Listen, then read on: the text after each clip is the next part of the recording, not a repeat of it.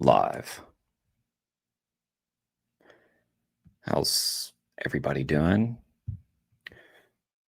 Debates, Ridglan Farms, a interesting story that we're going to take a look at.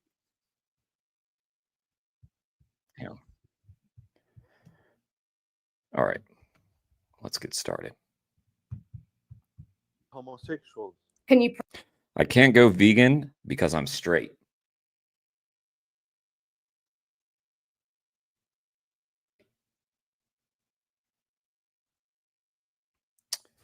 That's what we're working with today.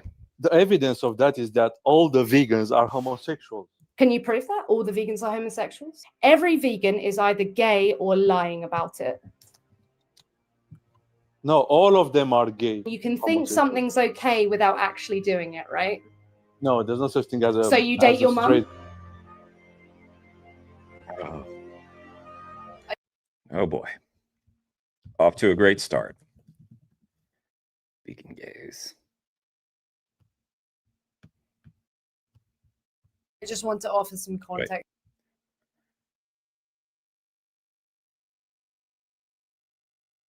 Soy daddy. In case this wasn't clear, I go on to ask him a question and I'll explain why. So, firstly, he says he can't be vegan because he's straight. So I guess veganism entails something that's a difference from homosexuality. So veganism then entails someone being of a sexual orientation that is not heterosexual. Okay, so that's the first claim. They say, therefore, because I'm a straight man, I can't be vegan. So I guess it's a physical impossibility that he can't, he can be vegan, physically impossible, because he is straight. He makes the claim that every vegan is homosexual. So by the way, you vegans listening out there, all of you are homosexual. Welcome to my club, bitches. He doesn't know the difference between evidence and claim. So yeah, that was painful. So I ask him, like, okay, so what you really mean to say is anybody who is not against homosexuality as a concept is automatically a homosexual. He said, yes, I gave the evidence. His view is that if you're not only does veganism entail homosexuality, okay, hilarious. And not only if you don't oppose A, you by default are or do A. And this is why I felt the need to interject, because just in case it's not clear, I then go on to ask him if he's opposed to people dating his family members. Because if he is not opposed to people dating his family members, by his logic, he does or wants to do or is doing the thing that he's not opposed to, i.e. dating his family members. Because it would go as follows: if you are not opposed to X, you are/do X. So if you are not opposed to dating your family members, you date your family members. This is the logic, and he couldn't understand it because his logic is ridiculous. Go vegan, by the way. Yo! Oh boy. Yo, hello. Hello, how are you? I guess it's for entertainment's sake, because someone like this doesn't really get my time. Chilling. What's up? So, just to be clear, just so we What's up, know Louis? what your claim is. You claim you cannot go vegan because you are straight. Is that correct? Absolutely, yes. Okay, and just to be clear, if someone doesn't oppose homosexuality, they are actually homosexual. Just to be clear from what we said before. 100%, yes. Can I just check the logic of that? We've got streaming down at this point. I don't think I've streamed in the last 2 months when there weren't other people streaming. So it's a good problem to have. We're out there.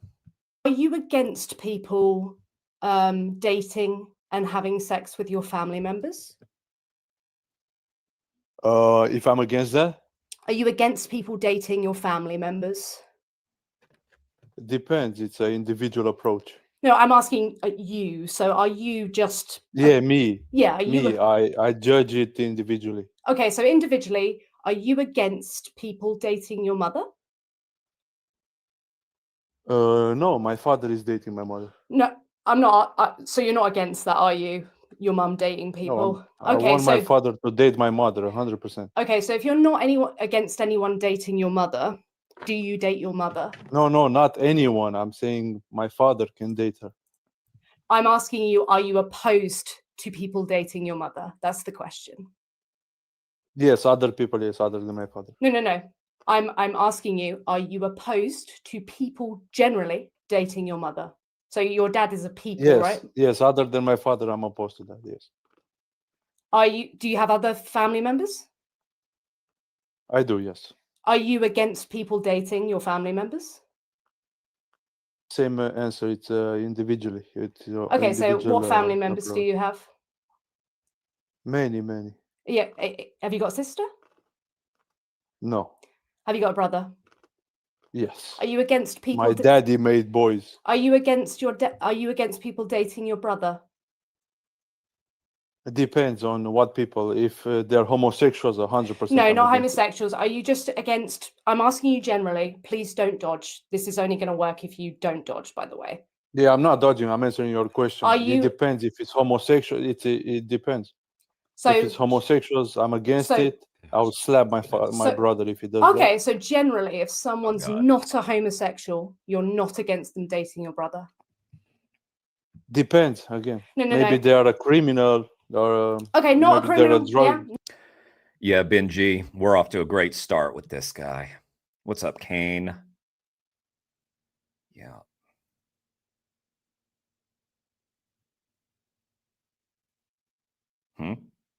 Vegan gays wasn't being fair. Not a drug dealer. No? Are you against? It depends. Okay. That's what I'm saying. Bruce. It depends who this. Oh, sorry, person is. Caitlyn Jenner, isn't it? So Caitlyn. Bruce. No, it's Caitlyn Jenner. So we Bruce just want to be my name. accurate. Check the. No, I Bruce think we is want to my be name. accurate. Check the profile. So, are you against people generally dating your brother? I just said depends on each. Just to be clear, okay, I know you're being a sophist because you know where this goes. Because you know that if you say, no, I'm not against people generally dating my brother, that means by your logic, you date your brother. I answered your question. Do you date your brother? Hell no, I'm not. No, but you're not against people dating your brother, though, are you? It depends what person. Yes, individually. Yeah, but generally not. I said this 3 times. Yeah, generally. I'm not going to repeat myself exactly. again. It depends on the person. As you say, generally, like depends, but you're not just opposed to people dating your brother. That doesn't suddenly mean you date your brother. Depends on the person. Some people I am against them dating my brother. Stop being. Other girls, I'm not so against hard. them dating my brother. Okay. So can we just have the evidence then? Because you're we're moving on from that because apparently by your logic, then you date your brother. So just to be clear, bro, hey, when it comes are you gonna be like good faith or what are you doing? I'm going to meet you where you are, and unfortunately, we're not in the pool of good faith. I already said to you that I'm not into all this sodomy shit. I wouldn't date my brother. I'll be fine with some girls dating my brother, but not some other girls. It depends on the girl. Exactly. So you can't. I don't know why I don't know why you lie. I don't know why you have to lie about what I said. What I said is very clear. Because your logic that if someone is not opposed to homosexuality, they are therefore a homosexual. I'm just showing you the logic. It doesn't follow.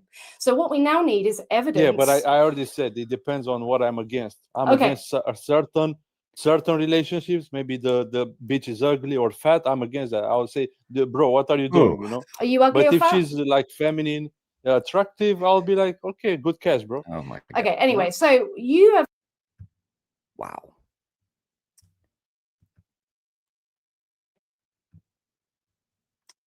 Glad I found this video. I'm surprised that Elle made it this far without cutting him off. Dug a big hole where you've said that veganism entails either like homosexuality or bisexuality or something that deviates from heterosexuality. So what is the evidence for that? The evidence of that is that all the vegans are homosexuals. Can you prove that all the vegans are homosexuals? 100%. Okay, can you show me the yeah, so I'm vegan and I am not gay.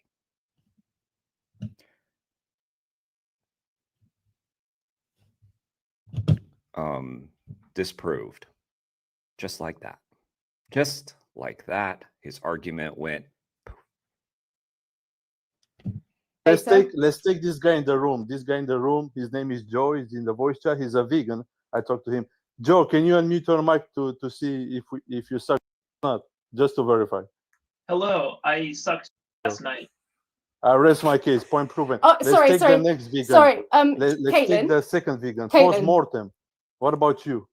Are you a homosexual? Caitlin. I don't suck. I don't suck. No, Caitlin. I asked you if you're a homosexual. Caitlin. Caitlin. 1 second. Let's concentrate, okay? I don't know who So Caitlin is. it's you. Who's So Caitlin? oh, wow, who's Bruce? It's me. It's my name. Look at the profile. Yeah, I don't think so. Anyway, so listen here. What do you mean you don't? So are you blind? What? Is my Just what's the utility in these conversations? Like, where are we? This is why I'm not on Discord. Sounds like they're on Discord. What your is name? your ethnicity? Are you white? Are you not white? Why? Why? Because I want to prove a point here. Are you white? Mind your own business. This is personal Oh, stuff. I don't think give so. If personal you, by the information. way, if you are white and you're a man, does that mean? Wait. You need to mind your own business there, L. That's personal. Not like, someone being gay or straight. That's not personal. His race, that's personal. Lay off, L. That all men are white? What? Exactly. What? Bro, you don't make no sense. What's wrong with you? Well, that's the point. It doesn't make sense. You can't just go, oh, look, there's a gay vegan. No, let me therefore, all explain to you. vegans are gay. Not all homosexuals are vegans, but all vegans are homosexuals. Yeah, where's the evidence? I What- literally know up, heterosexual MILF? vegans. How are you? So you're just That's saying not true. They're in the closet. So basically, infinitely, you're just going to say that vegans are in the But, maybe good for the content. Maybe. So far, it has not. closet, so they don't know their own sexual orientation. Is that the claim? They do know it. They're just hiding from Some some people. people are just really too stupid to bother with. Where it's like, they'll be last. They'll just follow society wherever it leads them. They're not bright enough to make decisions for themselves. I doubt this guy can even put his pants on by himself. Probably needs someone to help him with that. So he's not going to get this. People. Others are open with it, but some others are in the closet. Every They do know the single sexuality. vegan is in the closet. I just said some are in the closet, some are open with it. I don't know why you. No. have a hard So time hearing no, me. sorry. Yeah, let's just be clear. Every vegan is either gay or lying about it. No, all of them are gay. Some are just hiding it. That's what I'm What saying. she You're just saying said. every single one of them is gay, and if they don't say they're gay, they're lying to themselves. All vegans are gay, correct? Where's the evidence for that? Because straight vegan does not exist. Yeah, where's the evidence for that? The reality is the evidence. You keep making new claims without the evidence. Have you got The some? reality. So, okay. So if you're a man and you're only attracted to women, only have ever had sex with women, and are vegan, you can still be gay? I'm just trying to understand. Man. Yeah. But I thought this was going to be funnier, but it's actually just kind of sad because it's that stupid. The Have you got reality some is that polling all vegans data? are homos. Yeah, what's the evidence? Just observing the reality. Caitlin, I do you don't know what what evidence your is? contention is. Is his name Caitlin? Yeah, the reality. What's how you say? What's presented? How you say? What's seen in reality, and we see She what we trolling him with Caitlin Bruce, the Caitlin Bruce Jenner thing. observe in reality that vegans are homosexuals. Yeah, so how do we know that someone's a homosexual? They suck. Some of them are in like Joe, for example. Joe openly says he sucks dick. So you don't need to be a genius to Oh, so Joe is gay. Okay, Joe is gay. So what about the men who don't do that? figure So that wait, out. wait, And others wait. are in the closet. But if you pay close attention during the Pride Parade, if you look for them, you might see your friend over there that you thought is straight. True. You're gonna see. I just was. He's got me there. I was just at Pride. That's true. Can't deny that. him there Right. shaking the rainbow flag. You're gonna soon realize they're a sodomite. Wait, so just to be clear, in order for me to be gay, I have to suck penis. You're a female, so no, you lick or you feel another female. So in the just to be or clear, or some shit like that. so you have personally seen every vegan. So you said to know someone's homosexual, they interact with genitalia. So you've witnessed every single vegan interacting with genitalia in a non-heterosexual way. They interact, or there are certain things that you can ask about themselves to get information about their mentality. So you've asked So like every I said, single like I said in the vegan. chat when I first joined the server, I said that all vegans are homosexuals. Some of them are in the openly say, like Joe, he says he sucks dick. Wait. And Oh, other that's good. So, okay. Well, he provided evidence now. So his evidence, just to be clear, was that when he joined this clearly not toxic server, he asked if all the vegans were gay. That's his evidence, by the way. Okay. Irrefutable. vegans, you ask them questions. Hey, you think it's okay for a dude to take dick in the ass? Why, Al? And they're Why gonna did say you do yes, this and that's to a us? dead giveaway. Like You didn't these have to people hit are. But again, you can You think didn't have to something's hit okay record, without actually Al. doing it, right? No, there's no such thing You know. as a, So you date as your a mum? straight man thinking it's okay to take dick in there. So you date It your doesn't- mum? You date your mum, do you? Because you're fine with someone, your father dating What? your You mum. make no sense. Yeah, no, It you makes make zero no sense. sense. I'm just throwing it literally back at you. I If think you're you fine- do drugs or something because you don't make any sense. That's not going to work. I'm literally straight edge, but nice try. So if You're you're what? okay, I'm straight edge. I don't take any What's drugs. that? I don't take any drugs. You took in the past, or what happened? Sally, what's up? No. Right, anyway. You do all. So you're what do you do? you're What's wrong with okay with someone dating your mum, but you don't date her, right? No, I'm saying you make no sense at all, and I'm maybe it's because you did explaining drugs. to I'm you. just Yeah, guessing. ad homs are boring. So anyway, using your No, logic. that's not what a homonym is. You don't know what a homonym is. And a homonym is your argument is wrong because you're dumb or something. No, I didn't say that. your argument humming wrong. is. I just said that you make no sense. Sometimes I hum, which is observable, and I'm curious if it's due to drug use. Yeah, so just so you know, just because you think you're not opposed to something doesn't mean you engage in it. You're not opposed to someone dating your mother. You don't date your mother. You're not opposed. Are you opposed to straight men? So, I know he sounds shockingly stupid and all, but he's not really that rare. This is kind of where we're at. And all those troll comments and stuff that we see all the time, yeah, they come from guys like this. It's a sad, sad world we live in, guys.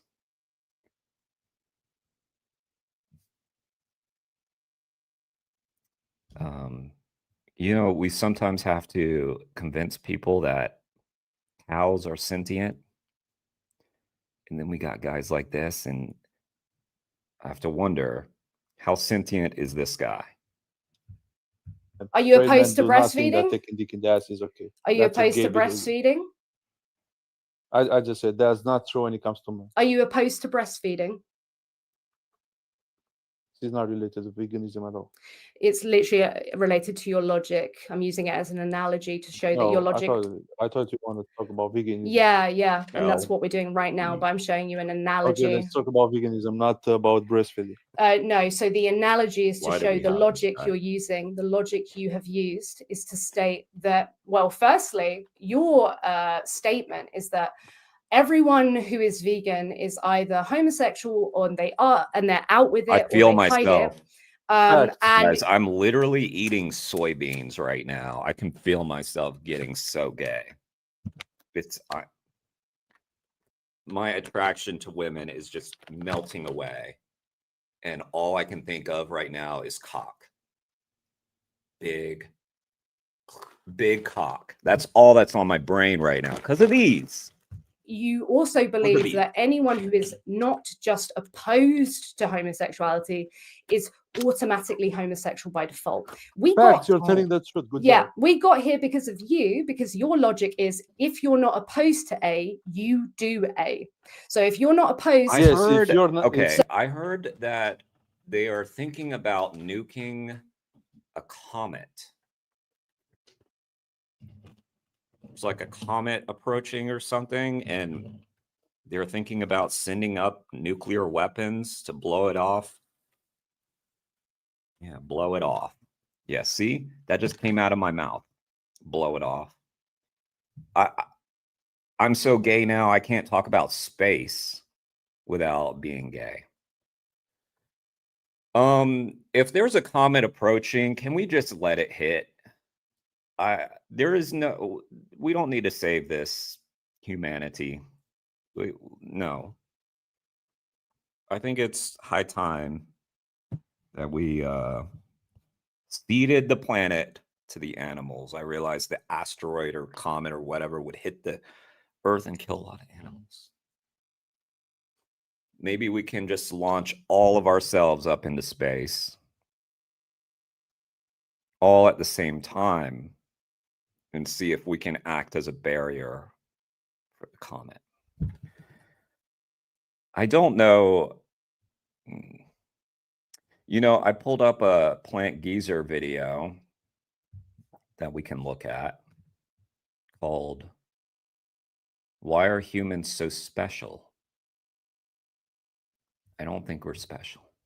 I don't. as a man, you think it's okay to take you are a homosexual, do you as either a man, openly or in the closet. So do you as a man, are you opposed to I someone am dating your opposed, mother? What's up, Fly Cincy? Nice to see you. What's up, Axel, Alicia? Bug cock. That's right, Alicia. All I can think about is bug cock.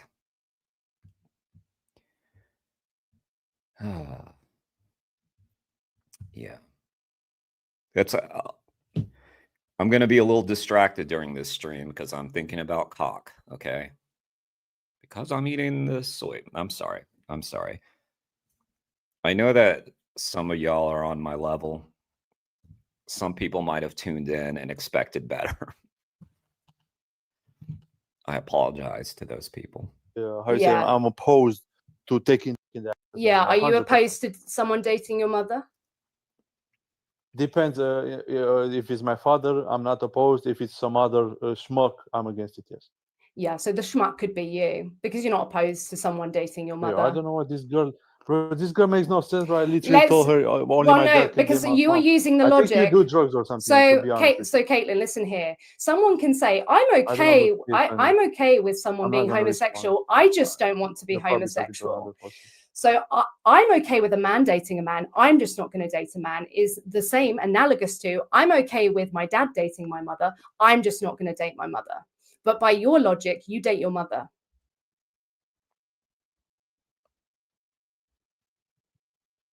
Yeah, it's silly, isn't it? Yeah. Oh. So, Caitlin, one more time. What's the evidence that every vegan I'm sorry, I have to go back. So we're at 15:30. I wasn't paying attention at the very beginning. So is this guy's name Bruce and Elle is like expertly trolling him by calling him Caitlin? Who?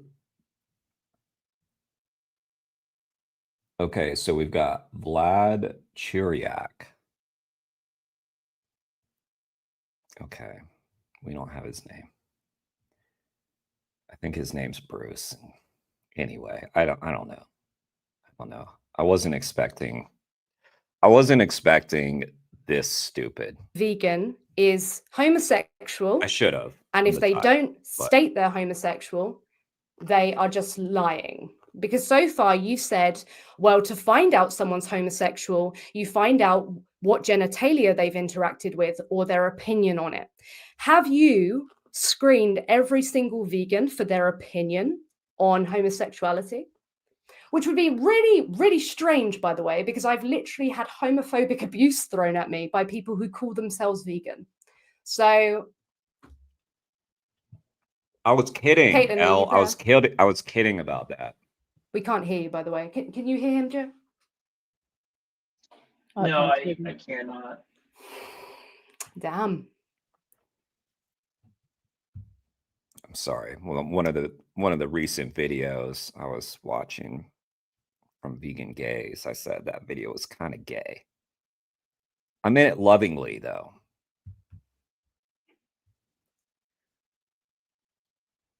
Caitlin, do you need help? We can help formalize your argument. Everybody Yeah, Joe, trolling I'm this done person. trolling, so feel free to take over. Yeah, it would be something like, for all things, if you support a thing, then you partake in the thing. Being supports X, therefore they partake in X. Is that kind of your argument, Caitlin? Bye, Caitlin. I'm guessing they're gone.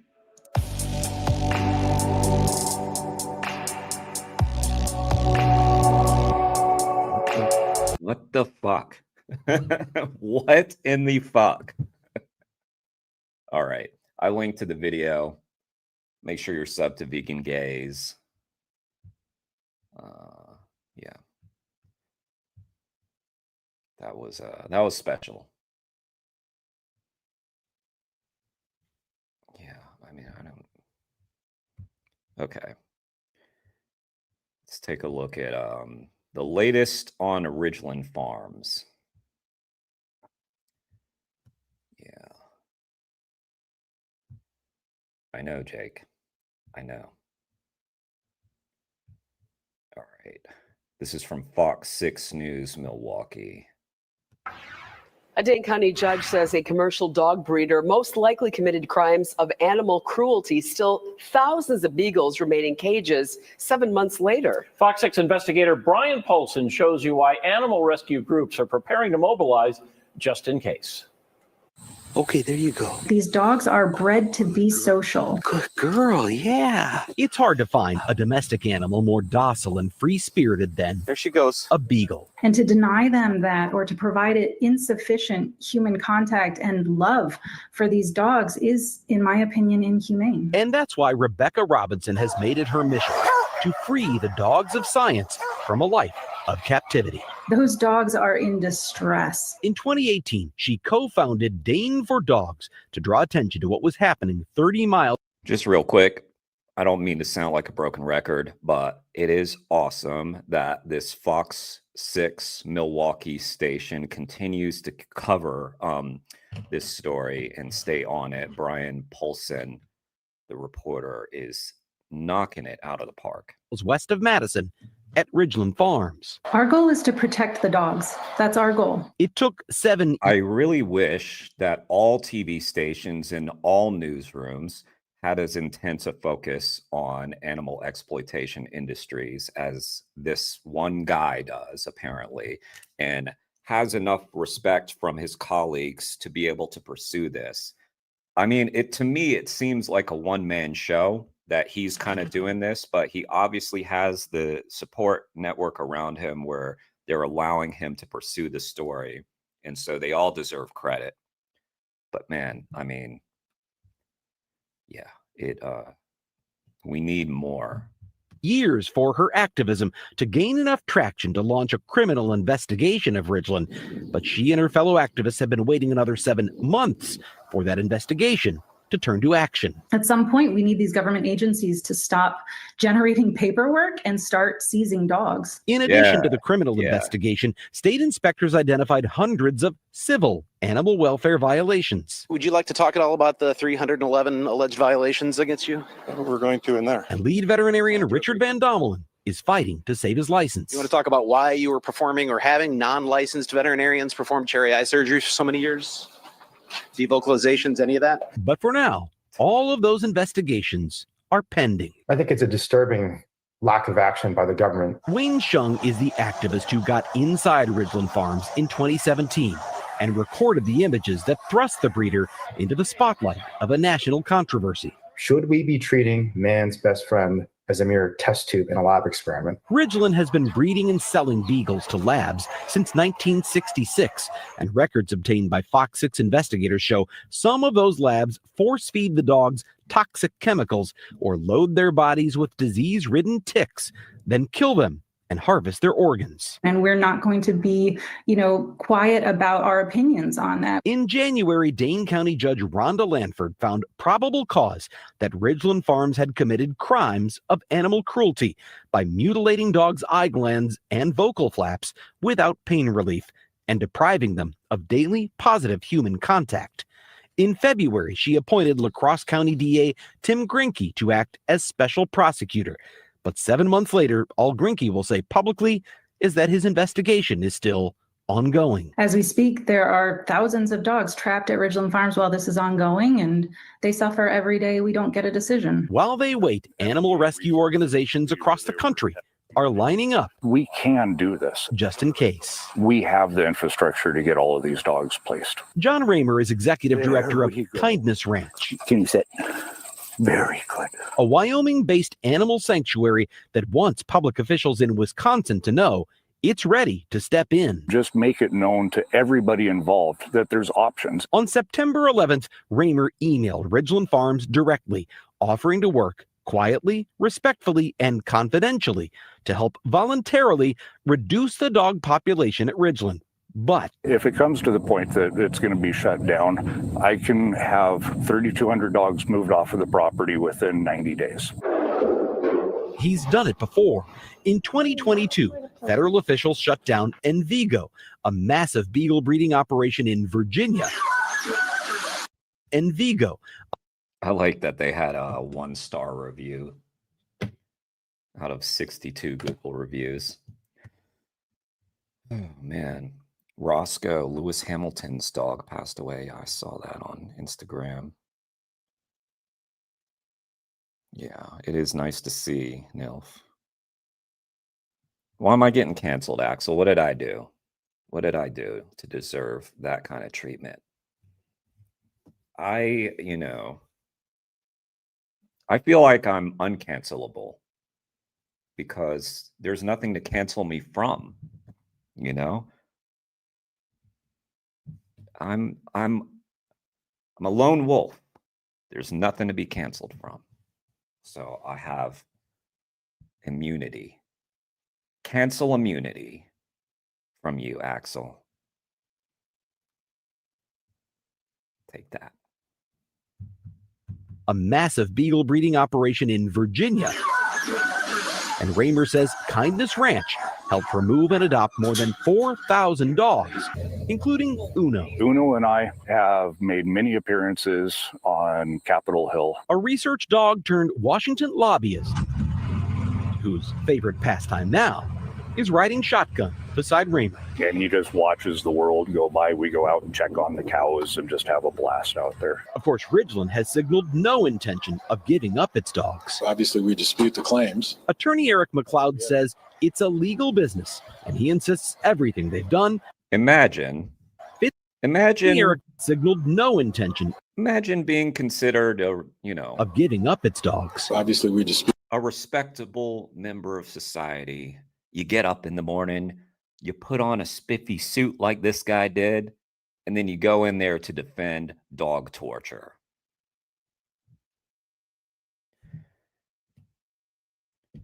I think that's why they created sleep medication.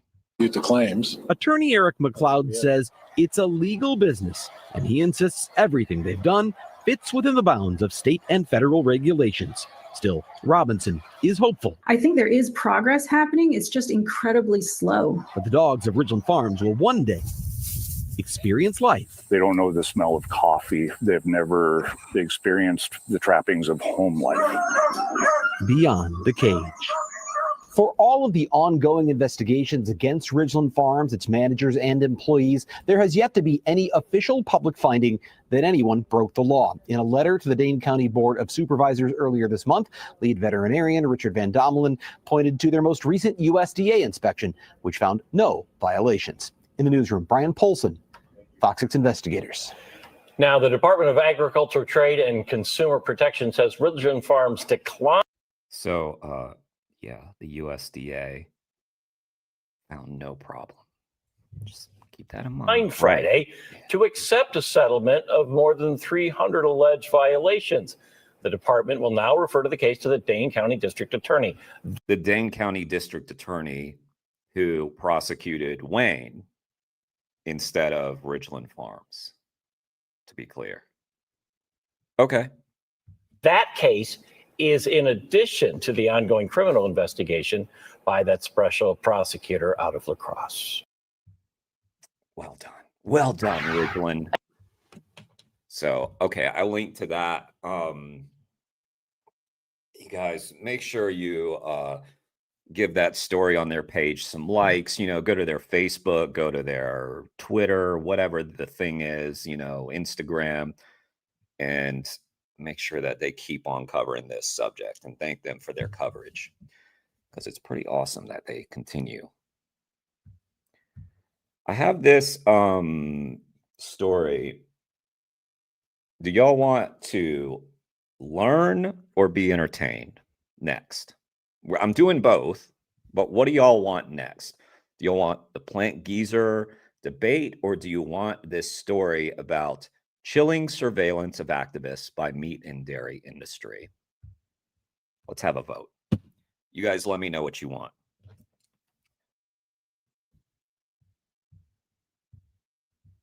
One is just going to be me reading. Should be very, very exciting, I'm sure. We've got one vote so far. Teach. Surveillance first. All right, let's do it. 2 votes is all it took to get me over the top. All right, so before I this came out a couple weeks ago. Let's see if that even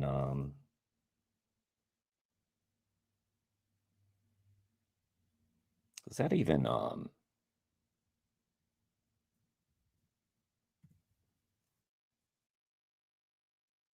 does that work? It's a long ass fucking thing, isn't it? All right, desmog, which, by the way, if you guys aren't following desmog on like Instagram and Facebook and all that, do so. They do some good stuff. So the Animal Agriculture Alliance, if y'all followed my advice and got that Little Red Barns book by Will Potter, you'd have read a lot about this group already. If you haven't done that, do that. Little Red Barns, it's great. And also Green is the New Red by Will Potter. Okay, revealed. Chilling surveillance of activists by meat and dairy industry. The Animal Agriculture Alliance, which briefs the FBI, has tracked over 2,400 individuals linked to animal welfare and environmental groups. 2,400 individuals. Just think for a second how many activists you know. You think some of them are on that list? I've skimmed this story. I haven't read it in full, but I did see names that I know. So, yeah, let's take a look. The U.S. meat industry has engaged in intrusive surveillance of animal rights groups. We knew this, including monitoring relationships between activists and tracking employees of leading charities. The industry-funded Animal Agriculture Alliance, AAA, shared information with livestock companies about the romantic partners and even biological ties of those in animal rights organizations. By the way, just real quick, this shouldn't scare anybody. This should just make you laugh, like how pathetic and desperate they are. I know for some people this seems chilling. For me, it just seems like hilarious and something that we should expose in full.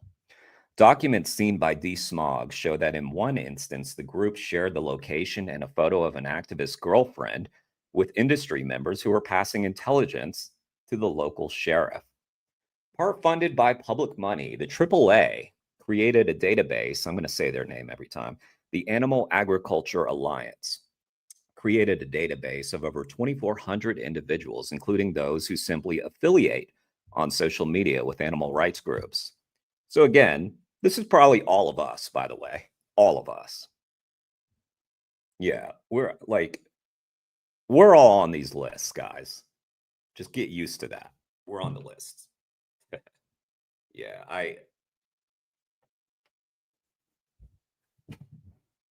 but it should just like, can you just imagine like how fucking scared they must be that they're like out there like, he's dating this person, she's dating him. Like, how fucking thin-skinned and scared must they be? The database also included suspicious individuals at animal rights protests and those who have tried to film or report on conditions at farms. Sharing your popcorn with sugar, huh? Nice.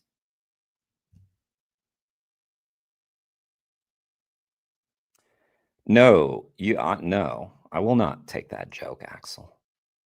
I will not.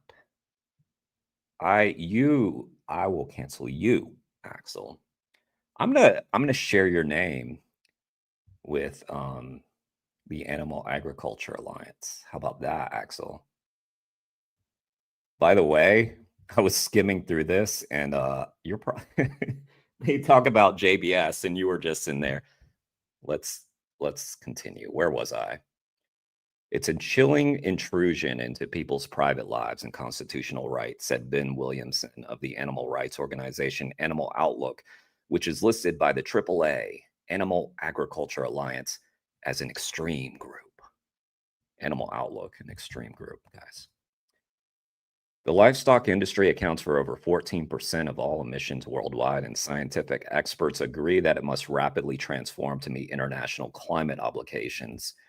That's D-Smog's focus. That's why they're mentioning that. D-Smog analyzed hundreds of pages of leaked documents produced between 2015 and 2025. They provide a snapshot of the tactics used by the meat and dairy industry to undermine and discredit criticisms of the sector as it faces growing pressure to address animal welfare and environmental harms. The Animal Agriculture Alliance is a meat and dairy industry coalition that was set up to protect the sector against emerging threats. The group's influence has been widespread. In 2019, it persuaded the mayor of Minneapolis to withdraw support for a Meatless Mondays school campaign. And in the same year, it orchestrated a mudslinging campaign against a flagship scientific report that called for cuts to meat and dairy consumption. Yeah, okay. Like, so they were so butthurt about Meatless Monday that they persuaded the mayor of Minneapolis to withdraw support. First of all, like, what a pussy the mayor of Minneapolis sounds. Like, you know, if it's going to target some industry, you're going to get pushback, right? Why do people have like no fucking sack on this planet? We're learning very quickly, like, how cowardly people are. Just look at the whole, not to get political, look at the whole Jimmy Kimmel thing, that fucking Disney was ready to bend their knee to Donald Trump over Jimmy Kimmel. This, like, how much money do you have? Like, my God. So, yeah, the mayor of Minneapolis, yeah. I don't know who they're talking about. But Anyway, that one escaped me. The organization has a direct line to staff at the Federal Bureau of Investigation and the Department of Homeland Security, according to investigations published by Wired and The Intercept, who remain. So you got like DSMOG, you've got Wired, you've got The Intercept reporting on this stuff. Yeah, where's the New York Times? Where's the Washington Post? Where's CNN? Where's NBC? Where's ABC? Nowhere to be found. Research by DSMOG also shows that the Animal Agriculture Alliance has regularly briefed federal and state departments on what it describes as extreme activities. Extreme activities, a broad definition that includes everything from arson and harassment to banner drops and observation of conditions on farms. Observation of conditions on farms, according to the group's website, and banner drops. Yeah. Leafleting, right? That's scary. I mean, why would that?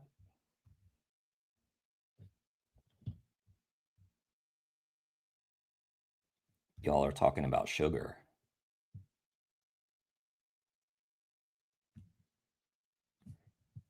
Jake, that's okay, man.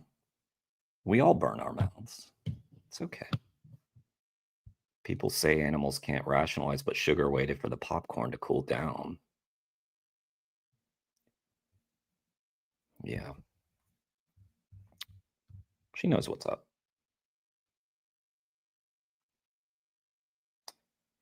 Research by DSMOG. Oh, wait, no, I read that. It has also worked with a private security firm to provide weekly email briefings on activist organizations to corporate interests and government officials. Yeah. The Animal Agriculture Alliance received over 1.1 million pounds. Is that pounds? Who here can confirm? What is that symbol right there? Is that pounds? I don't know what that is. The majority from its members in the meat, dairy, animal, pharmaceutical, and animal feed sectors. Its board includes staff from 2 of the 5 largest meat companies in the world, Cargill and Smithfield Foods, while it has also received finance from publicly funded trade groups overseen by the U.S. Department of Agriculture, the USDA. Yeah. So, don't quote me on this, but I believe like the USDA's mission is to promote agriculture while regulating it. So a bit of a conflict there. The USDA has aligned closely with the livestock sector under Donald Trump's second administration, which has overseen decisions to withdraw proposals for stronger safety testing of raw poultry and scrapped plans to curb pollution from slaughterhouses and meat plants. Trump's own 2025 inauguration ceremony received over $5 million from Pilgrim's Pride, a subsidiary of world's biggest meat producer, JBS, making the company the largest corporate donor to the event. I didn't know that. I mean, I know that they give money in amazing amounts, but I didn't know that they were the largest corporate donor to the inauguration. I remember being like, I heard that all these like, you know, like Facebook's like Zuckerberg gave $1 million. I remember hearing that Bezos gave $1 million. And I remember thinking how shitty that was. And then, yeah, Pilgrim's Pride gave $5 million. $5 million. For a fucking ceremony. Like a fucking ceremony. $5 million.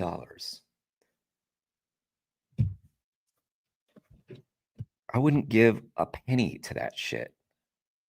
Even if I supported it.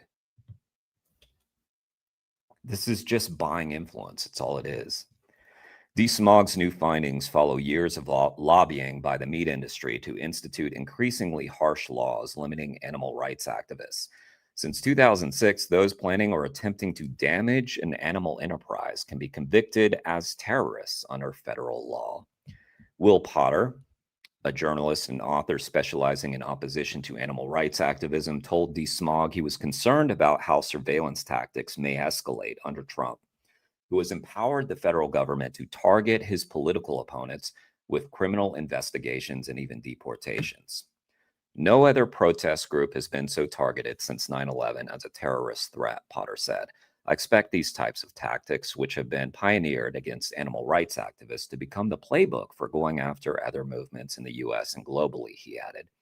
Doesn't matter how you feel about animal rights activists or if you're vegetarian, you have to understand how this works because it's going to be applied elsewhere.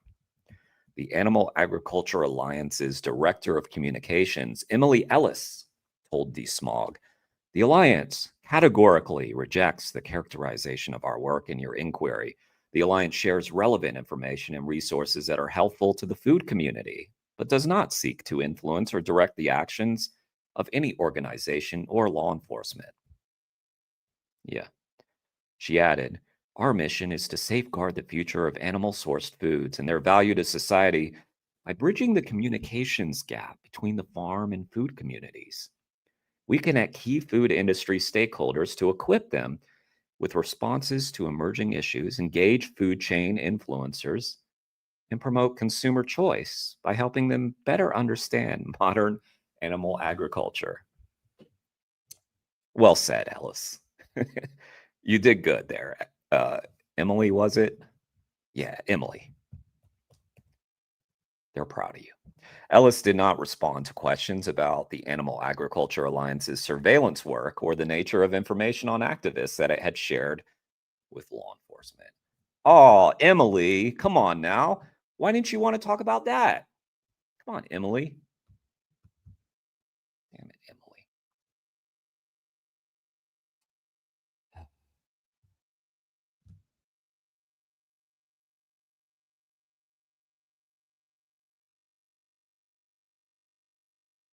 Jake, yeah. You know, I told you we were going to be distracted in this stream.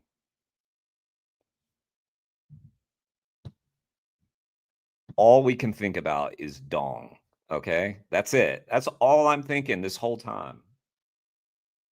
I'm trying to read the story for you guys. I'm trying to think about the words that I'm reading, but I just have dongs fluttering about in my face, slapping me, slapping me around in my brain. So I can't be held accountable for when I mistake certain. Anyway, this part's interesting. I skimmed through this part. Surveilling individuals, more than 400 pages of documents seen by DeSmog, including emails, meeting minutes. Hang on a sec. Sorry, guys. Make sure I get to this one here.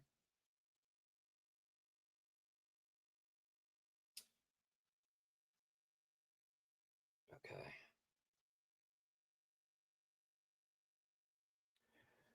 More than 400 pages of documents seen by DeSmog, including emails, meeting minutes, and online resources created by the Animal Agriculture Alliance, point to a concerted effort by the group to track thousands of individuals. According to the minutes of meetings between 2015 and 2020, the Animal Agriculture Alliance created in-depth individual profiles on repeat undercover activists, as well as a list of people who have signed up to activist groups on Facebook, and a database of over 2,400 individuals. Yeah. Which means us. While this database is not publicly available, documents seen by DeSmog provide a snapshot of the information shared with the Animal Agriculture Alliance's meat industry members. In an email chain from 2020, the Alliance provided almost real-time updates on the location of activist Matt Johnson, a member of the activist group Direct Action Everywhere, who had returned to his hometown in Iowa for his birthday based on posts from his social media. Oh, man. Emailing the communications director of the Iowa Pork Producers Association, the Animal Agriculture Alliance discussed the best options for calling Ken, Iowa's Republican Senator Ken Rosenboom, who is also a pig farmer in the area and has been a leading advocate for stricter laws against activists filming on farms. Johnson had said on social media that he hoped to speak to Rosenboom during his time in the state. Animal Agriculture Alliance CEO Hannah Thompson-Weeman provided the name and an image of Johnson's girlfriend, who is also in Iowa. Folks should be on the lookout for her as well, she told the communications director, who in turn told the Animal Agriculture Alliance that the sheriff in the area has been notified. Guys, just that is what they're fucking doing. Like, be on the lookout for Matt's girlfriend. Yeah, be on the lookout for Matt's girlfriend, guys. Matt. I wish I was that interesting that like law enforcement and everybody was interested in like who I dated, that sort of thing. That'd be. I don't think I have Matt's charisma. Yeah. Oh well. In a 2023 dossier, the Alliance listed individuals and organizations suspected to be involved with plans for activist activity during the 2023 Minnesota State Fair, an annual gathering of farmers and locals. The dossier included images of activists, links to their social media pages, and, on one occasion, information about who they were in a relationship with. Why do they like all this stuff is like publicly available on their social media? So I don't think they really care if y'all know, right? Yeah. The groups monitored by the Animal Agriculture Alliance included even the most cautious animal rights activists, organizations that the Animal Agriculture Alliance considers high risk to the livestock industry range from civil disobedience groups like DXC to household nonprofits such as Humane World for Animals, formerly Humane Society of the United States, and PETA. On 18 September, the Fair Agriculture Council sent nonprofits their individual surveillance profiles, giving them an opportunity to see the files kept on them. Several organizations that have been tracked by the Animal Agriculture Alliance, including environmental group Mighty Earth and animal welfare groups PETA, Compassion in World Farming, Animal Outlook, and Our Honor, condemned the surveillance. These leaked documents confirm their playbook, smear veterinarians and advocates to protect corporate interests rather than supporting effective, sustainable food production, said Dr. Crystal Heath, executive director of Our Honor, a network of veterinarians. In 2020, Heath was the subject of an Animal Agriculture Alliance alert sent to the group's California members. It accused her of extreme activism after she campaigned against the use of a slaughterhouse technique called ventilation shutdown, where pigs are killed by extreme heat and cutting off their air supply. It's troubling that corporate interests are spying on activists who are trying to protect the public from the actions of these corporations, said Adam Schwartz of the digital rights and privacy group Electronics Frontier Foundation, who added that big businesses had been known to give these kinds of dossiers to police departments or the FBI. Such information sharing could have a chilling effect on activists who are following the law and engaging in First Amendment activities. Wired revealed in June that undercover operators from the Animal Agriculture Alliance embedded with the animal rights group Direct Action Everywhere and fed the trade organization daily reports about protests and meetings, as well as photographs, audio recordings, and other documentation. Little is known on how the Animal Agriculture Alliance's profiles are used. However, evidence suggests that the alliance has used them to undermine critics of the meat industry. concerned that two former senators, Bob Dole and Bob Kerrey, had joined the animal rights group, the Humane Society of the United States, as special advisors in 2015. The Alliance shared some of our activist profile resources with a personal contact, a former staff member of Senator Dole, to use in personal conversations. Yeah. I just want to make the point again, like how terrified these people sound, how thin-skinned, how, like, we think of these industries as giant behemoth, insurmountable. Sometimes we can get down on ourselves and worry that, oh my, there's nothing we could do. And then you find out they're so scared that they're doing shit like this. They're terrified of our phones because they can record video. They are terrified of a cell phone. You know, like, they are flimsy as fuck, guys. Like, so fucking flimsy. Thin skin, weak. They're just weak. Fuchsenrud, I can never get your name right. I shouldn't even try it.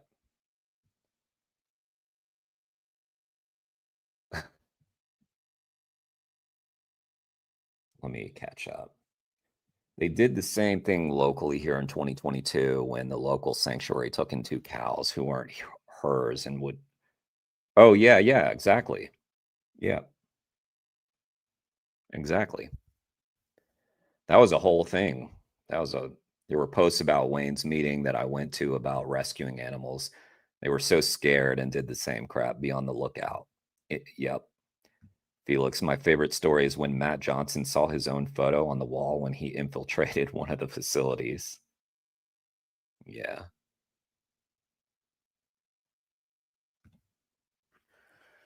Matt, yeah.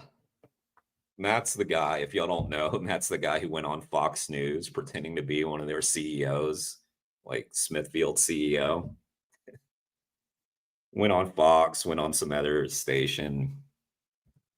It's hilarious. And they're like, keep an eye out for Matt's girlfriend. The local sheriff was notified to be on the lookout for Matt's girlfriend. Okay. The group also shares weekly updates on animal rights extremist activity via an email newsletter, which reports on recent and planned protests, including sharing the names of individual activists involved. Freedom of information requests show that recipients include government officials as well as alliance members. Yeah. I swear, like, if you're named in this article, like, you should feel proud that you're that on their radar. Public money has been funding these activities. Public money, yeah, taxpayer money. 60% of the Animal Agriculture Alliance's funding comes from fees that are paid annually by members, with membership categories costing between $1,500 and over $50,000. While the Alliance does not publish a membership list, according to minutes from a 2018 meeting, it has a number of members who are checkoffs or are publicly funded institutions. Checkoffs are trade groups overseen by the USDA. Again, to promote commodities, including beef, pork, and dairy. Yeah, so just to be clear again, the USDA, let me just read that again. Checkoffs are trade groups overseen by the USDA to promote commodities, including beef, pork, and dairy. And it's the USDA who is meant to regulate beef, pork, and dairy. They're funded through mandatory levies paid by all farmers in the sector. Checkoff-funded members of the Alliance include the National Pork Board and Dairy Management, Inc. In 2020, the Alliance wrote to the National Pork Board requesting payment of an annual $10,000 fee to renew its membership.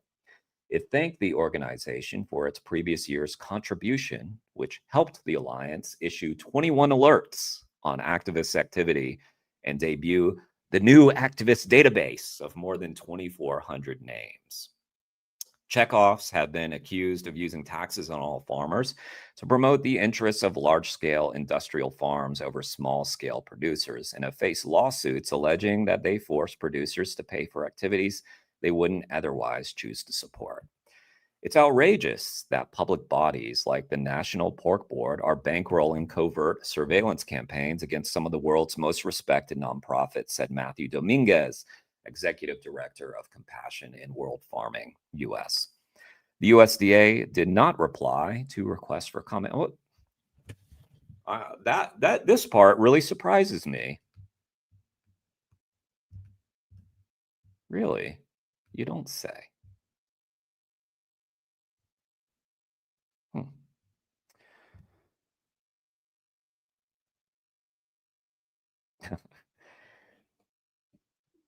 I know.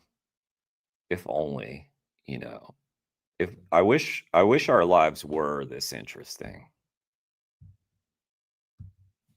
PR and private security support. Did y'all see like 2 weeks ago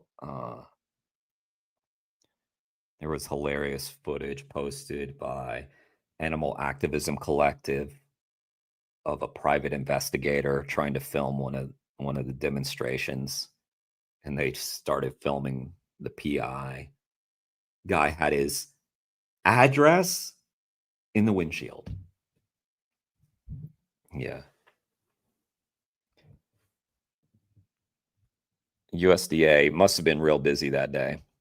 PR and private security support. The Alliance has been assisted in its intelligence gathering by professional security and PR firms. According to a 2023 copy of the Alliance's Animal Ag Activism Update, which is sent to all members weekly, the newsletter was created in partnership with the information. By the way, guys, we should be on that. If we're not on the Animal Ag Activism Update weekly newsletter, we're not doing our jobs. Let's make sure we're all on that.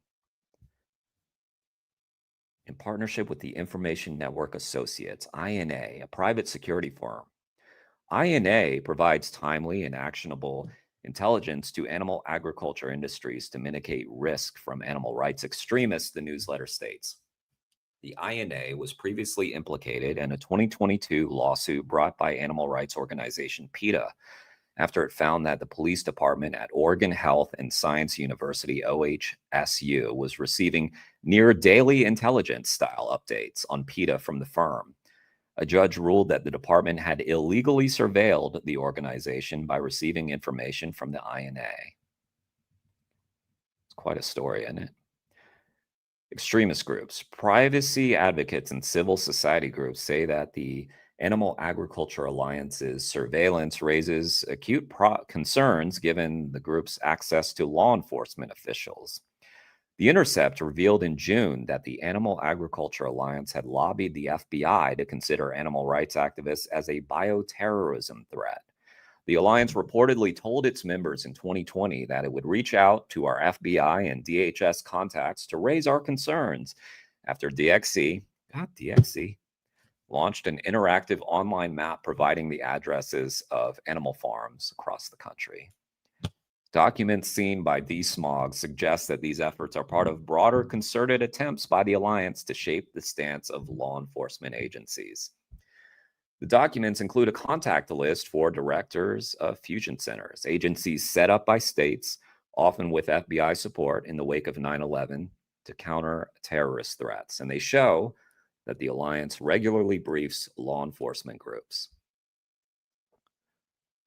Alliance staff have regularly given activist update presentations to law enforcement audiences, the organization told members of its security committee in October 2023. Such presentations have been given to fusion centers, which have been criticized by civil rights organizations for their alleged privacy breaches during domestic intelligence gathering, as well as for their excessive secrecy. Let me catch up on the chat real quick. Nothing said. Nil, that was a badass interview. I think you mean Matt. think that's what you mean. And yes, it was. It was hilarious. Other audiences have included the Critical Infrastructure Partnership Advisory Council, which was established by the DHS to improve the protection of critical industries until its closure by Trump in February this year. The council was attended by staff from the FBI and USDA, among others. Internal minutes show that the Animal Agriculture Alliance's presentations covered animal rights extremist tactics and threats to farms and the food industry, and led to speaking opportunities with other government agencies. That's what they're up to. While the exact content of the presentations is unknown, meeting minutes suggest that the Alliance spoke about activists monitoring farms and documenting animal welfare issues, begging drivers to release animals being transported by truck, as well as constructing roadside memorials for animals killed in transport accidents. They described all of the above as extreme activities. Potter, author of Green is the New Red, believes that the Animal Agriculture Alliance and Little Red Barns, I gotta throw that back in there. Have y'all read that? It's so good. It's so good. Will Potter's, first of all, Green is the New Red is good, but Little Red Barns just came out like 2-3 months ago or something. It's really good. In my opinion, take my word if you want, I feel like every animal activist should read that. Believes that the animal agriculture, so Will Potter, author of Green is the New Red, believes that the Animal Agriculture Alliance and other industry groups are purposefully using an increasingly broad definition of extremism to target campaign groups. These campaigners are in the public. They're above ground, taking responsibility for their peaceful civil disobedience, he said. They are such a far cry from anything that can be called terrorism, but the industry is going full steam ahead. You start by going after people who are more fringe in their beliefs or tactics, and then group everyone together around this. The Animal Agriculture Alliance haven't just been going after civil disobedience or direct action. They've been going after the most mainstream organizations. He added, the continuous creep from the margins to the mainstream is textbook authoritarianism. The FBI told DSMOG that it frequently shares information with law enforcement partners and with members of the private sector. It added, our goal is to protect our communities from unlawful activity while at the same time upholding the Constitution. Wow, sounds so laudable. So laudable. The FBI can never open an investigation based solely on First Amendment protected activity. Yeah, okay. Yeah, sure. It declined to comment on the nature of its relationship with the Animal Agriculture Alliance. DHS did not reply to requests for comment. I mean, at this point, does Animal Agriculture Alliance consider changing their name? They're getting more and more attention, which I don't believe is what they want. They want secretive attention. They don't want to be in these stories. And again, I'm going to ask this again. Credit to DSMOG.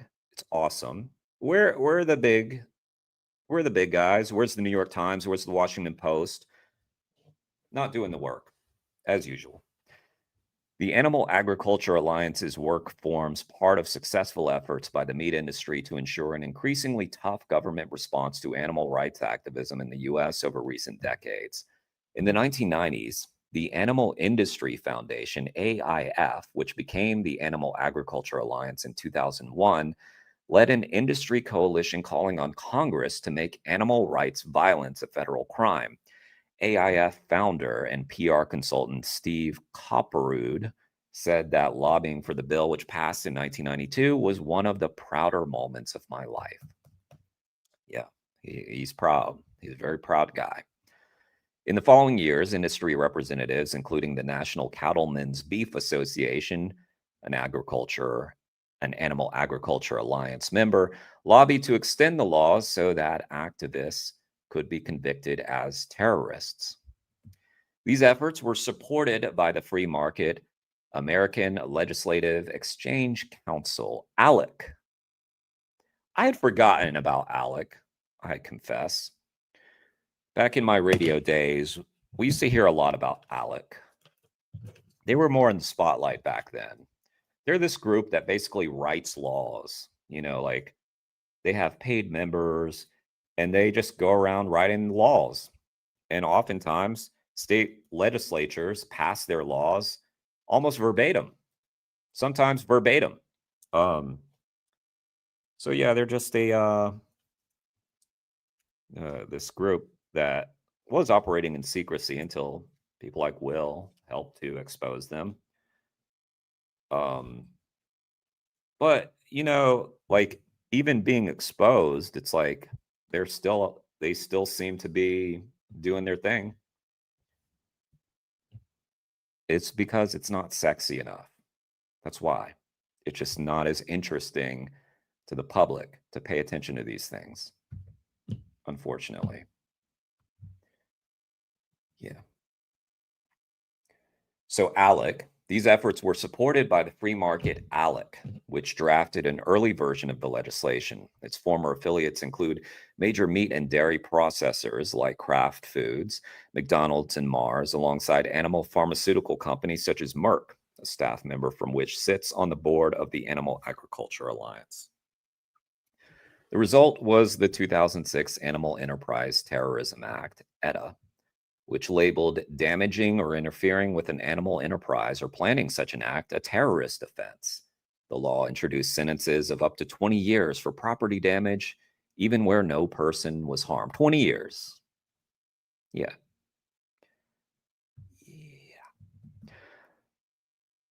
Potter says that while there have been few prosecutions under either state or federal laws, the legislation has had a dangerous chilling effect on protest, with a pronounced decline in civil disobedience and direct action in recent years because of the terrorism rhetoric.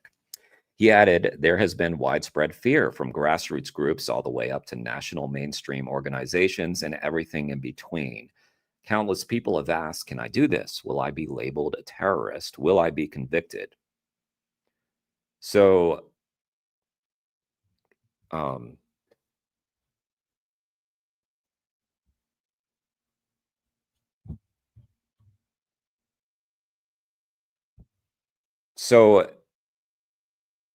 the way to combat this is to not be afraid of being labeled by these cartoonishly cowardly people as terrorists. It's to do the work, you know? It's to do the work that they're so terrified of. They're like, yeah, it's, I hope that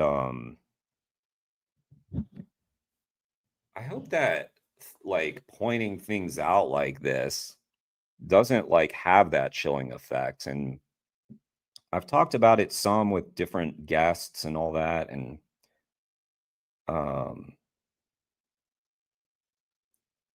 it's just better to know, you know, but I mean, it is no reason to hide under the covers. My buddy Jerry said this during a animal activism collective talk. He said, you know, when we're feeling the screws from the industry or law enforcement or whatever, that's no reason to hide. That means that you're being effective.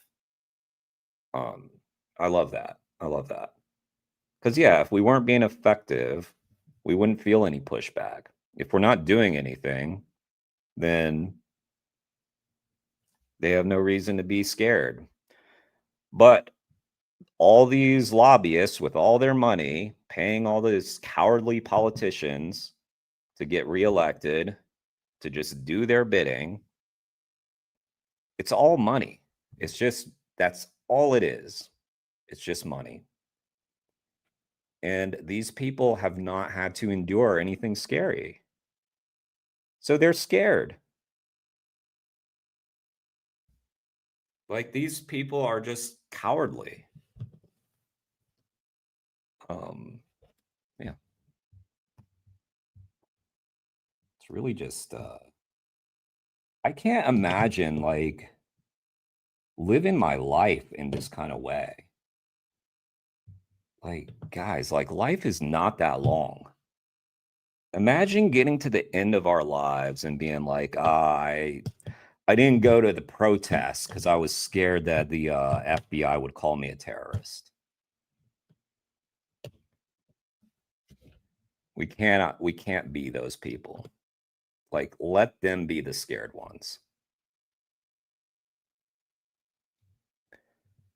And I don't know, like, but Will Potter's definitely under the opinion that all this stuff has chilled. I wasn't part of the movement back during that time. I've only been in it for like going on 8 years now. And so just was what it was at the time when I got into it. But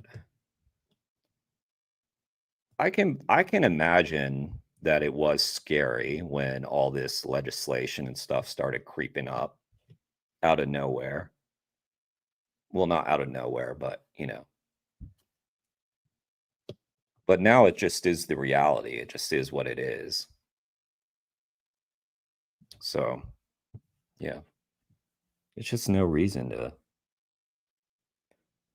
stop. It's like almost like double down.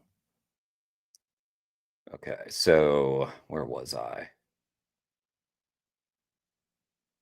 Since the 1990s, 12 states have introduced their own ag-gag laws, which effectively criminalize undercover attempts to record conditions on farms. Several have been struck down by courts as unconstitutional. Big Ag has unfairly poisoned the attitudes of law enforcement for years by engaging in this kind of unethical and improper activity, a spokesperson for PETA told DSmog. The real extremists are those so desperate to cling to the old way of life that they'll stoop to employing surveillance tactics against people who speak out against the terror inflicted on animals. All right, I'm going to link to this again. And then, guys, also, you know, find it on social media, all those places, and thank them for covering it. Yeah. Wevo. All right, let's check out Plankeezer. Why are humans so special? Veganism debate. All right. Should have put DSmog up on the screen, but that's okay.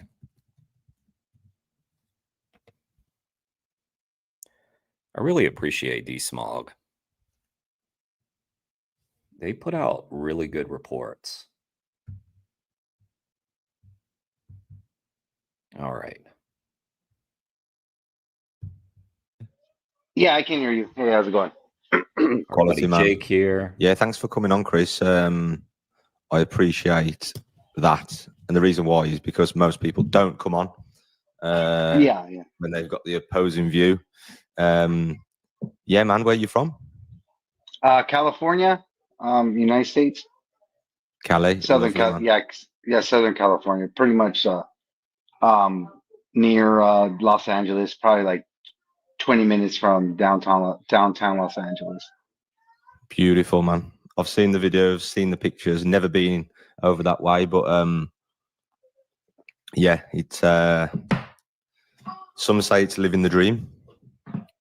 Yeah, it's I would say it's diverse and everything's here, but everything is pretty crazy in a lot of ways. But I mean, I love it here. I can imagine, mate. Yeah. Well, it's definitely nicer than here at the moment. Chris, thanks for coming on. I mean, you were on a Mel and Steve post, I believe, and Mel and Steve tagged me and said that you'd be up for a debate. So, much respect, man. Yeah. So, please introduce yourself, mate.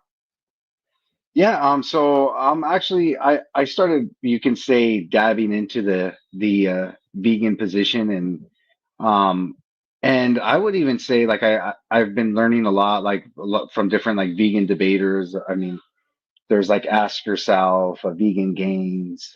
I mean, there's like a few people I've been watching, and and then also people who debate them. But you know, I have like different views on different ethical issues, like different like I like to dab into different philosophical views, ethical systems. Just real quick, how do you watch Mel and Steve Ask Yourself and Vegan Gains and you're not vegan? Also, I'm passionate on being an anti-abortion advocate. Like that's like my go-to. But I've been interested, you can say, the vegan discussion, and I think I take the approach that I'm not anti-vegan. I actually think veganism would be more of a, you can say, better route to go on what you contribute to, like for example, like causing, let's say, harm or suffering to different creatures. So I'm not all right, like anti-vegan. I just when I always go to different vegan discords, someone will ask me, "Oh, hey, why aren't you a vegan?" And I simply give them my answer, and then I think they can try to poke holes in my position. And essentially, yeah, my that is, you can say, I don't. I mean, I can just give you like my position on why I'm not a vegan, and you can let me know. Brilliant. I suppose we'll kick it off, mate. Yeah. So I suppose I'll just follow suit, man. Why aren't you vegan? Yeah. Yeah, sure. So I only give, you can say, intrinsic value to only human beings. I don't give it to any other creature. And that is because we have established ourselves to be the only kind that we know of. Okay, so if you only give value to human beings, you would still be vegan, and you would know that if you are informed enough, because veganism is good for humanity. So we're eating ourselves to death when we're consuming animals, either through health issues or destroying the planet. And then you're probably just destroying your mental health by going on all these vegan channels and doing the mental gymnastics that you have to do to not be vegan, yet somehow be obsessed with all these channels. It's just like all these fucking, we get all these repeat commenters from these people who get obsessed with the channels, the vegan channels, who aren't vegan, but they're so like vegan curious that they come on there all the time and just like do the mental gymnastics thing. So yeah, like, oh man. All right, I'm gonna let Jake do it because I couldn't do it with this guy. I'm just already impatient with this. It's annoying. First of all the fucking lip service beforehand, the niceties, fucking stow it. We don't care. To be beings of a rational kind that have a metaphysical experience. So essentially, I only give animals or any other type of edamame thing that exists external value, or the opposite of intrinsic value. So that's why you can say I don't prescribe to being a vegan. Just shut up, dude. Just intellectually being a non-vegan. Shut the fuck up. Okay. So basically, like, destroy him, Jake. Human Destroy this superiority. man. So like we are the only beings that matter due to. Also, just what a piece of shit mindset to have. We're all that matter. Why? Go fuck yourself. Our capabilities, our level of consciousness, and all the other animals are not kind of worthy, or yeah. So like I would frame it in like in the sense of that we're the only creatures that have such a superiority that has established to have I'm sorry, what? Of, that we're, yeah. So like I would frame it in like in the sense of that we're the only creatures that have such a superiority.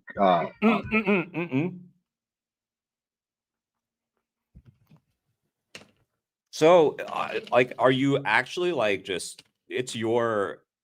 you're just articulating your superiority complex? I'm just amazed that he used the word superior right there. We Network, what's up? That has established to have a complex, what we say, like in the metaphysics of the mind.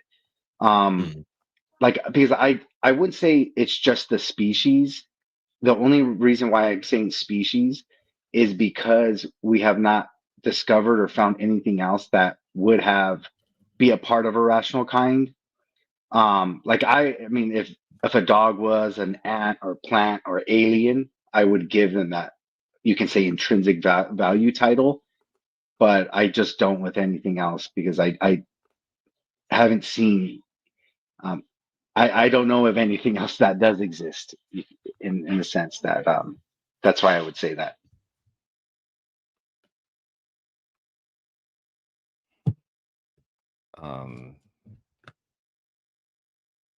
I don't even know what to say to this. So like, I imagine Jake is in the same boat. What is it about humans that is so good? Because I've spoke about this before, and the more time has gone on, the more I've thought, well, like, why are we so special? And Jake, the more that I engage with, say, the YouTube community, the less I'm convinced that humans are special in any way. In fact, quite the opposite of special. Actually, I could frame it in a different way. I understand that we are a lot more advanced in many ways than animals. But are we though? What have we done to deserve that? Like what like, apart from sheer luck? Yeah, because that I is would all say, it is. You know, we didn't earn our right to be here. We were just like, oh, we are a human. I mean, like, we are just put here, born into these bodies. That's a great point. I like that. Yeah, you were just born that way. You were just born into this body. Imagine. Look at, I mean, even the look at him just struggling to formulate this in his mind. Yeah, imagine, dude, going along with Jake's line of thinking here. Imagine you were just happened to be born in a different body, say that of a dog or a pig or cow or chicken. Yeah, Why do we deserve that status? Yeah, so like I would say we don't earn, I don't think any creature earns any type of like status. I would say it just, you can say it exists because based off the identity view, meaning the kind of being that we are, and it can go with complexity of the mind, meaning, for example, we exist after fertilization. So I would give the substance argument of that, the kind of being. It doesn't require this much thought. It just doesn't. If you're having to think this hard, you've lost the thread. You've lost the thread, dude. Just be kind to others. That's all you need to know. Just be kind to others. Don't do unto others what you don't want done to you. That's as far as you need to think. And then dive in. After you've stopped fucking with people, then dive in and become more intellectual. That we are. And when I say the kind of being that we are, it's not that we deserve it. It's just that we establish that kind of being a rational kind with metaphysical experiences. Vegan for them. Now, I do acknowledge that we don't have this until way after development. Babies don't have it. Before birth, mentally retarded people don't have it. I mean, there's a lot of different humans that don't have it, but that would be a impairment of their, you could say, natural development. That's that's why they're still going to be the kind of being that has established that, if that makes sense. I don't know. I wasn't listening. So that's why I would essentially say that's why I honestly just wasn't even listening, because it's just gonna be like this. That's all it's gonna be. It's gonna be like sound of air is gonna be flowing by. Like, what? Dude, just fucking stop overthinking this. I give humans this, you can say, superiority. Well, I'm the opposite. See, I'm like the world is so evil, and the stuff that I've seen, especially in the last 6 years from humans, yeah, true. Like it's made me actually think the opposite. It's made me actually. I used to say, oh, if you saw a human in a burning house and an animal in a human house, obviously save the human. And now it's like, well, what type of human am I saving? Correct. So, do you the ability to suffer? Yes, is obviously the same, isn't it? So, regardless of species, obviously, a dog that is suffering is in the same discomfort as a human that is suffering, and they are in the same discomfort as a horse or a cow or a pig or a sheep. If to me, it doesn't matter about level of intelligence or anything like that. It just matters that this sentient creature is suffering and there's no need for it. Do you not extend your empathy to all these creatures just because to me it's like the obvious thing to do? It's like you'd obviously save an animal, wouldn't you, in the street, regardless of it being a human or not? I think it all depends, to be honest, and I think this is where when I say external value, for example, like in the Americas, right? We put dogs. Like a lot of people will say dogs man's best friend. I love a dog. I will never eat a dog. People who eat dogs are evil. And I think there's people who prescribe to that, and that I think goes with external value, because I do agree with vegans. They show the inconsistency with people who say, hold on, you're evil if you eat dogs, but then they're having a cheeseburger, right? No. Well, that may be true. They're exposing your hypocrisy right now. Knowing that, let's say, it causes a massive amount of suffering and mass produces like these pigs. I mean, if you can't just answer straight up a question and you have to go with, it all depends, and then you have to go in this long-winded expose, whatever diatribe, it's, he doesn't have to do that. That's why he doesn't have a pained look on his face during this conversation. Or cows. So I think I would. I'm sorry, going back to your question, it would depend on external factors, but not because the animal suffers or has pain. I use that as, you can say, a secondary effect, because I would even say we can.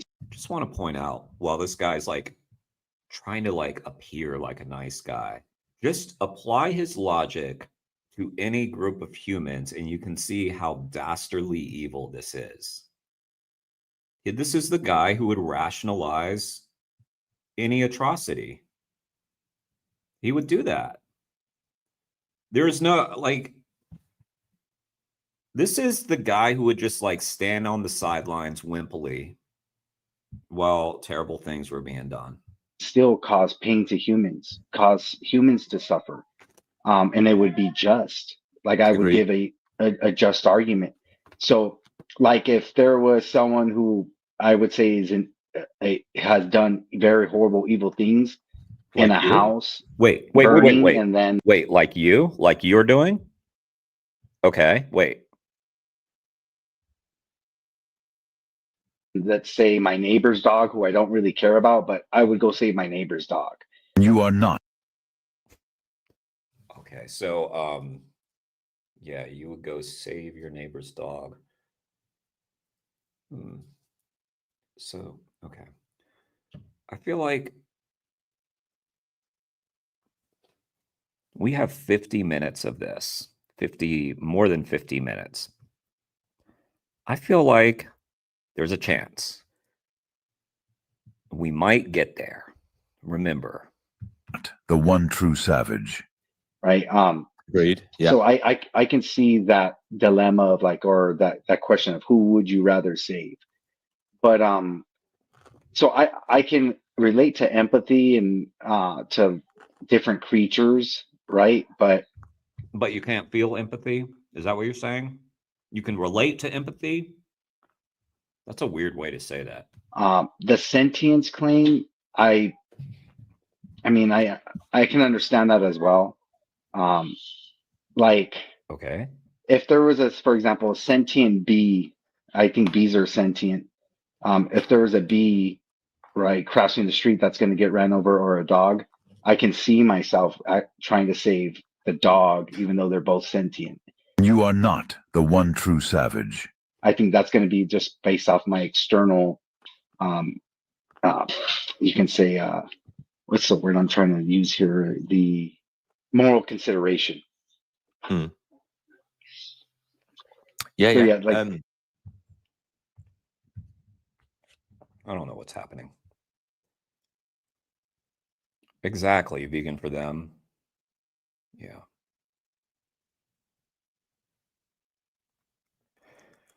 We Network says monoculture kills more creatures than any kind of farming.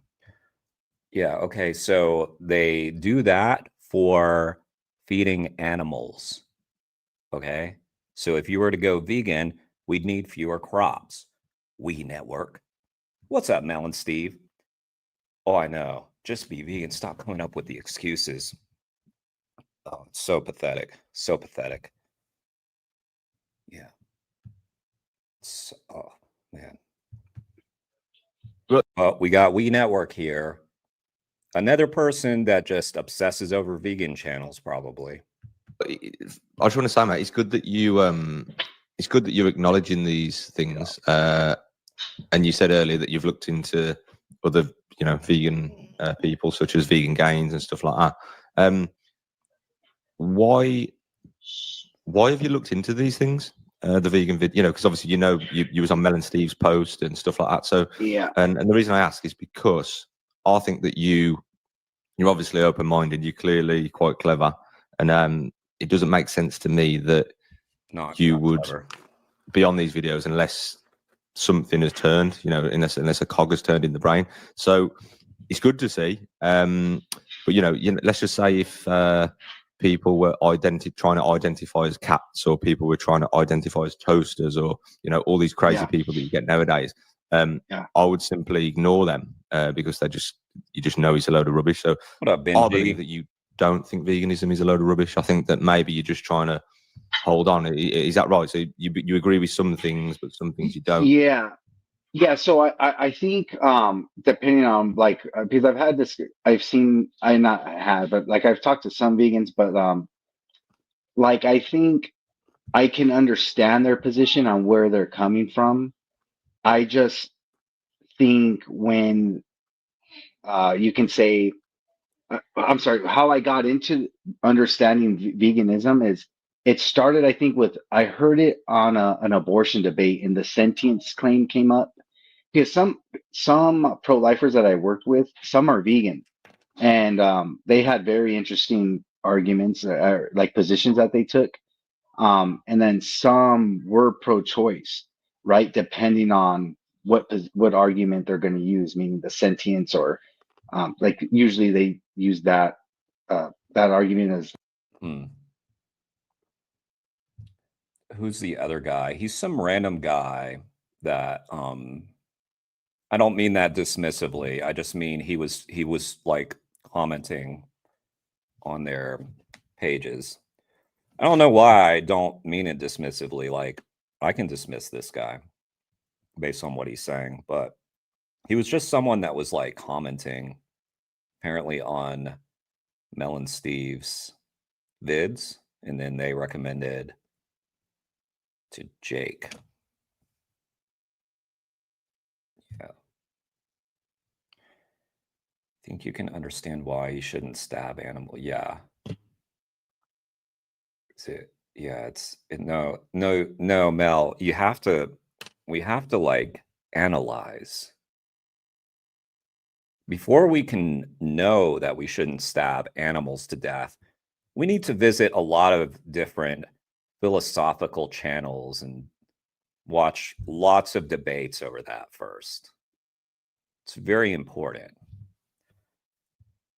This guy said, he said at the beginning, so first he was on Mel and Steve's channel, so he's got this interest in animal activism. Then he was on Ask Yourself and Vegan Gains. Like, dude, like, you're obviously vegan curious. Just stop wasting time and do it. These people who are like vegan curious, why do they waste all that time? I don't get it. It does, Felix. That's why, we're all such intelligent people here. We're all, genius level, because we know not to stab animals.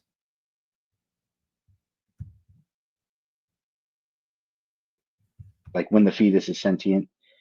But yeah, so that's what got me interested in wanting to learn more and having an understanding of like especially the sentience claim. I think the sentience claim, Okay, what is this that he keeps saying, the sentience claim? What do you mean by the sentience claim? What are you talking about? Are you disputing that animals are sentient? Vegans are very logically consistent with the sentience claim, but I also think it gets problematic in the sense of what exactly is sentient and why is sentient a factor of giving something the right to life, right? Like if something is sentient, do they have a right to life, or can they not be killed based off they're just sentient? With the abortion thing, obviously, I'm not clued up at all. How many debates? I wonder how many debates this guy has watched. Yeah, Jake was probably the right guy for this one.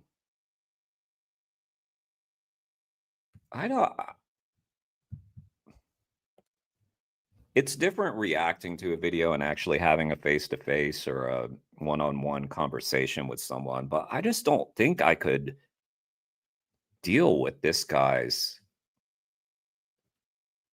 waffling. I don't think I could. I feel like at one point in my life, okay, so we're like 8 years into this movement here. I feel like year 3, 4, maybe years 1 to 5, I had the patience for shit. I think it's gone. I don't think I could do it. On abortion, and I don't know where I stand. I've just been so, veganism has been so ingrained in my brain for the last how many years that I haven't looked at any. Oh, that's fine. That's fine. No. Yeah. So, but anyway, mate, just going off that. So obviously, I can't go down that path because obviously it's on this, and I am open to that in the future. But, what is it about an unborn child that like the potential of life that you wanna that you're for? What is it about that is different to not wanting an animal who is already on the planet to carry on existing and enjoying their experience?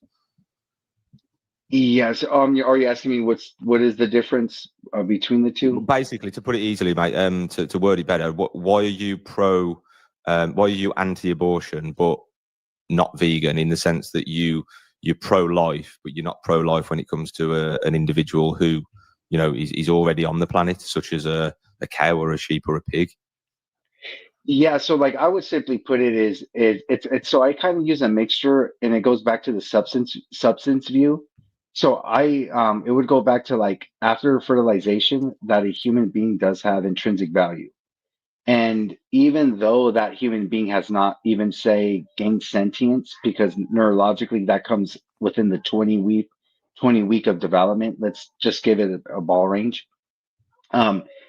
Even though the sentience is not there, I would still give the the zygote and the embryo more moral consideration or value than a human, than another type of thing, because they're not going to be the type of thing that has intrinsic value.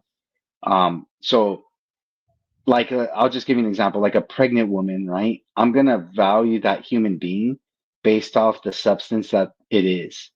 And it's going to be the description of what I said, a part of a rational kind, instead of like anything else. And in this sense, like a living sentient. People always like to say like humans are so rational while acting irrationally. They never talk about how we're rational while being rational. You notice that? Can be cow, anything else really. Even though there's more consciousness, more sentience, more experiences, I would still give the human more value than these other beings. Well, good news for you. You don't have to give animals the same amount of value as you do humans to not stab them. In fact, it could be like just barely above nothing to not stab them. So you've said that you would save an animal in the street. If you know, I'm guessing that I mean, would you save any animal? So you've said that obviously you'd save a dog in the street over a bee. If you replace that dog with a sheep or a cow, would you? Because obviously you're saying that animals don't have that level of worth that humans have got, but you would still save the dog. So I think we've got more in common than not. You know, I think there's obviously a heart in there for you to say, oh, I would save a dog. So like, would you save another animal? And also, if you would save another animal, which I'm sure you would, why not just not inflict misery on them? Yes. Yeah. Yeah. If that is your viewpoint, do you know what I mean? Yeah. So like, again, I think the question, it would all depend. I think it depends if dude, again, if you can't just answer a question without saying, oh, I think it all depends. It all depends. Try just answering his question like in a straightforward manner. like in certain situations, right? Would I save an animal or not? Like he asked you, would you save a sheep? Okay, go with that. Would you save a sheep in the street? I mean, there's been times I can recall where I passed up an animal hurt, right? Like either running or jogging. Like I've seen a squirrel. The squirrel looked sick and it was just laying there. And I was going on a jog. I didn't, I didn't try to help it. I didn't try to call a vet or I didn't try to get any help. So there's been times you can say I passed up the animals, or I've even killed, let's say from my understanding, some insects that are sentient. So I think again, it goes, what kind of animal would I help or not?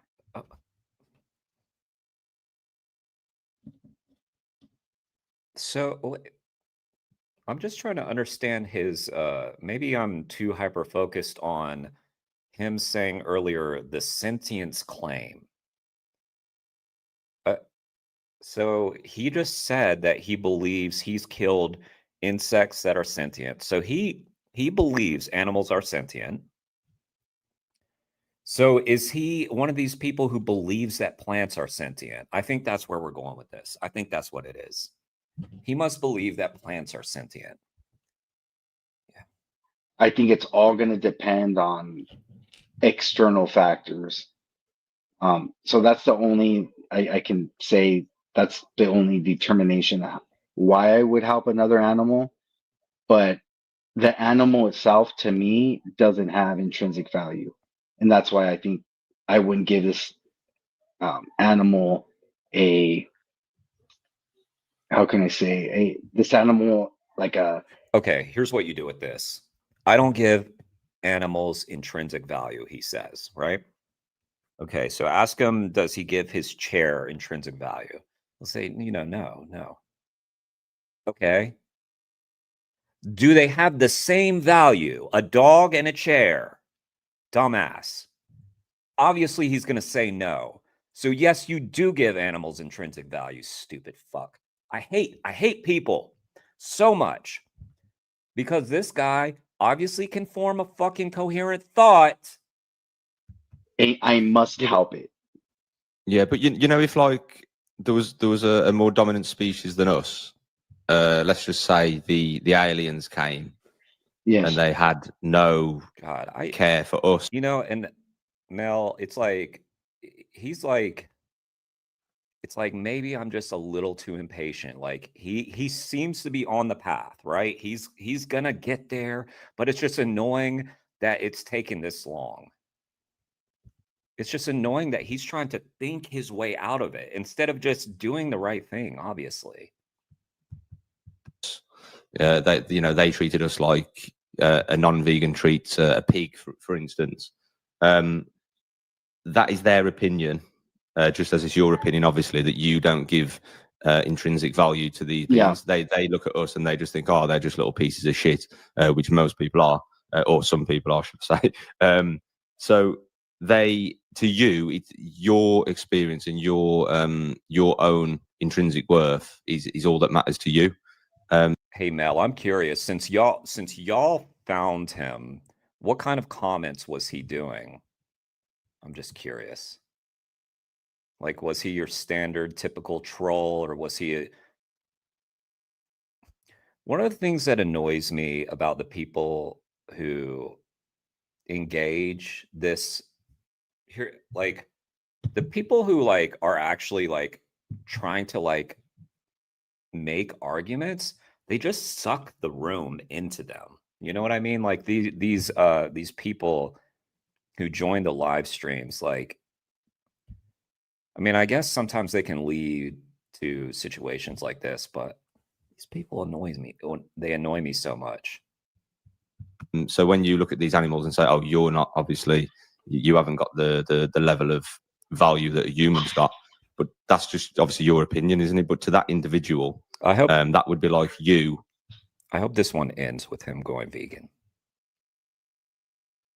But I don't have a lot of hope for him, to be honest. Saying to these aliens, look, please don't hurt us. You know what I mean? We're just trying to live our lives.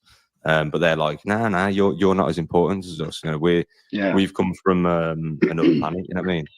So why is it that we get to decide just because we can build houses and pay taxes and do all these clever things? Why does that matter to the individual who just doesn't want to die, man? They just don't want to be enslaved. They don't want to be bullied. They just want to keep their milk for their babies and not be used as milk machines for the more valuable species. You know what I mean? Yeah. So do you take the case, I know you use the word individual. Do you take it that because I would say I don't look at anything else, any other species, any type of thing that are individuals. I would only classify individuals as like a human. And I know people take that differently, but like, for example, do you take sentient things as individuals? Yes. Yes. And so do you. Obviously. God, he's so annoying. Absolutely, man. Yeah. Oh, mate, I've seen mice. Sorry, it's early. I need to get my words out. Give myself. Didn't he say like he would? What did he say earlier? I would rescue the dog from my neighbor's. I don't remember the context. What was he saying? If like my neighbor was shitty, then I would rescue the dog. Well, why would you rescue someone that's not an individual? I've seen mice. Mice. Mate, I've seen as individuals. Absolutely, man. Yeah. Oh, mate, I've seen I've seen mice. Sorry, it's early. I need to get my words out. Give myself a slap. I've seen mice give CPR to each other to try and wake each other up. I've seen birds snowboard down a roof on a piece of plastic, fly down, get it back, go to the top, and 1.25. Hang on.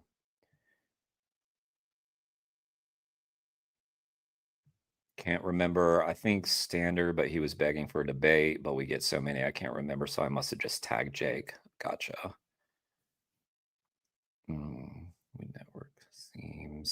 We network seems to disappear when we ask questions. Yep, he or she took off. Seems like it. When people have to think so deep about this, they haven't got a heart. Yeah, might equals right. Yeah. Right. Vegan for them. You want 1.25? We can do that. Back speed. Probably just the amount of time it took me to do that might have canceled it out, but that's all right. And snowboard again. Like I've seen, you probably have as well. I've seen dogs drag each other out the way of cars to save each other. And then on the other hand, I've seen humans inflict evil on each other and on animals, non-human animals. So just because they're not like us, well, why does that give us the right to just use and abuse them, man? Like they are individuals, like, you know, they're so clever. Most humans are just told what to do. They just follow a path. They can't think for themselves. You know, the parents just tell them what to do, and they do it for life without any, you know, any individual thought. They've just got a belief system that was given to them. Most humans, animals are clever, man. Like, why are they not individuals? I think, so I would say they're not individuals because they're not going to be part of that rational kind. And I would say, there's very clever, smart animals make rational decisions all the time. All the time. I just don't like, do people not have the same definition that I do for rational? I think I don't know. I think some people just don't know words that they use. They just use words that they hear other people use, but they don't actually know what they mean. Other animals, right? But I think that goes along more with their instincts. I mean, we have instincts too as human beings, but I think other creatures are going to have an instinct. Right. Okay. So if you're going to say any rational decision could be instinct, could it be our instinct to use rational decisions? So then, okay, then that means that when it doesn't make sense, dude. It doesn't make sense. Instinct instead of shut up. Just you can say have moral dilemmas, or are there, how can I say this, thinking that, hey, I regret my decision making. I have different philosophical views. So I don't really look at these creatures as being individuals. And this is all going to go back.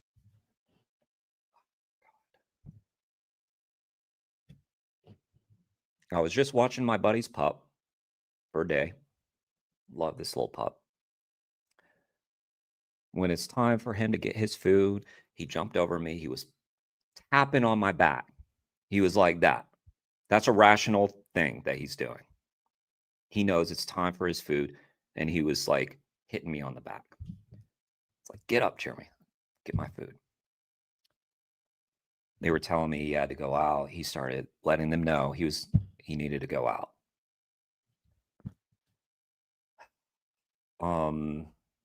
I mean, like, what is your definition of rational? I would, next time, I don't know if I'm going to be doing it. I don't know if I'll do these types of debates, but when people use the word rational from now on in this manner, I'm going to tell them to give me that definition, and I'm going to even write it down. Tell me your definition of rational. We're going to write it down. Back to the type of being, because I know that this can be said for the zygote, embryo, fetus, babies, someone severely mentally retarded, but the identity of what the being is. Well, if you were, like we said before, we were born into this body, we didn't do anything to deserve it. We were just born out of sheer luck. If you've got something like you got 10 times more chance that you're going to be a chicken and not a human. So we are extremely lucky that no one is inflicting misery on us. If you were born in the more, if you were born into this group, which you've got more chance of, would you want someone to have your belief, or would you want to just live? What's up, John ARA? Sorry, I'm catching up on the chat, guys. I might need to back up actually because I wasn't listening.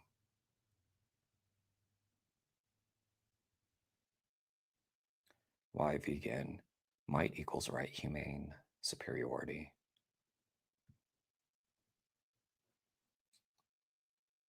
Sorry, just catching up. John ARA, doing great work. Alicia, what's up? What's up? Nice to see you.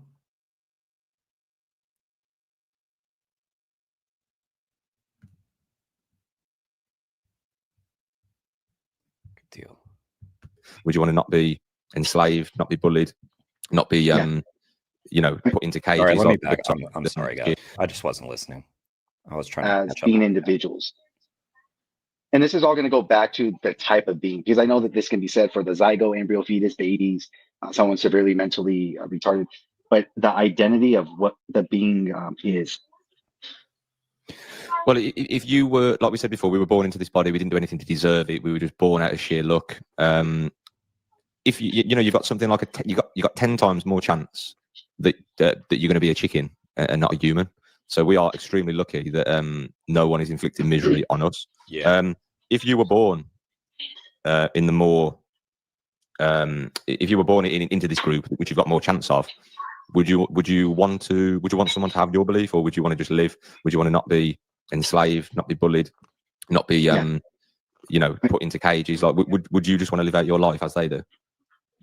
Yeah, I mean, I can see that, but I think it's a really hard question to answer because I can't say, and this is where I think it goes with the metaphysics of. It's hard if you're going to try to dance around the question. If you just answer it honestly and simply, it's not a hard question to answer. The obvious answer is yes, you would want people to think differently than the way that you're thinking if you are in a cage. The mind. When we talk about the mind and like what I would want, I can only relate it to the human mind. I can only relate it to. No, you can't. You can relate it to any mind. Oh man. The experiences that humans can rationalize. So like for example, let's say I do something horribly wrong and I get arrested and I get thrown in a cage in a prison. I can reflect on that and be like, you know what, I did something wrong. It's what I deserve. But let's say a dog just viciously attacks a cat and just out of instinct or protection, whatever goes, I don't know what goes through the dog's mind, but let's say he mauls a cat and he kills his cat and he gets. Oh boy. We network. I'm a carnivore and it's healed me. When I was eating grains and plants, I was having allergic reactions and inflammation. I have a free range silvopasture farm and I'm trying to get other. So, you know,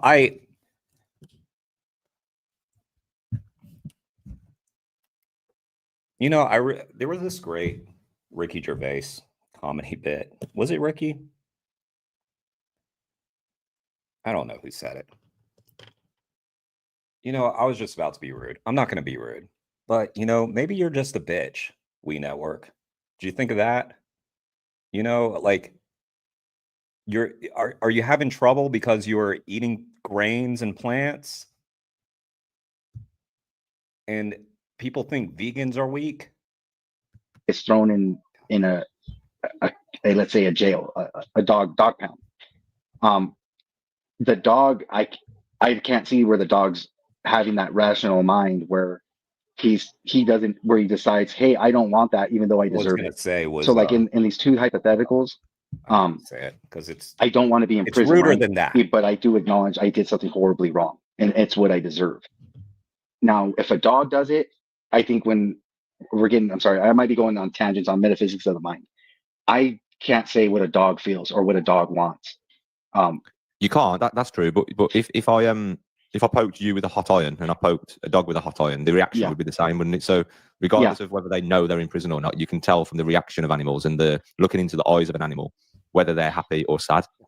And 99% of the animals on this earth are quite sad, and this is clearly visible. Do you know what I mean? So it's like they have the ability to suffer, they have the ability to feel pain, just as you would. So it's literally exactly the same. They can't speak, they can't tell you that they're unhappy with being in a prison, but they clearly are. Would you agree with that? Look at the look at the amount of struggle that this guy has had with this. Very basic discussion. Very basic. I like that Jake.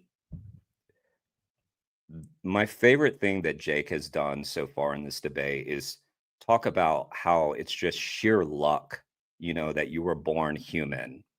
I mean, talk about winning the lottery, right? Being born human, being born male, being born white. Like, you can't, I mean, I don't want to get into all that stuff, but I mean, talk about winning the lottery. And to not just like recognize that for one. Yeah, like whether they're they suffering can, or not. yeah, true. Like, I mean, for sure. Animals can suffer, from what I understand, for sure. They suffer, they have stress and all that.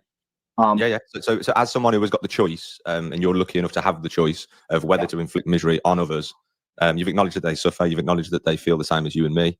So as someone who has got the ability to choose whether to inflict misery on these animals, does it make sense to?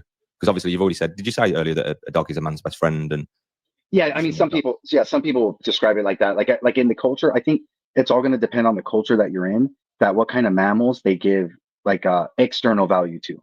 So and that's the way I look at other animals, where it wouldn't matter if it's a dog or a pig. Like, to me, other creatures don't have that intrinsic value. So to go back to your question is, guys, I wish we had played a drinking game, even though I don't drink anymore. But if we had played a drinking game and had to take a shot every time this guy used the words intrinsic value, we'd be fucking dead. We'd be gone. Nil, what's up? Do you need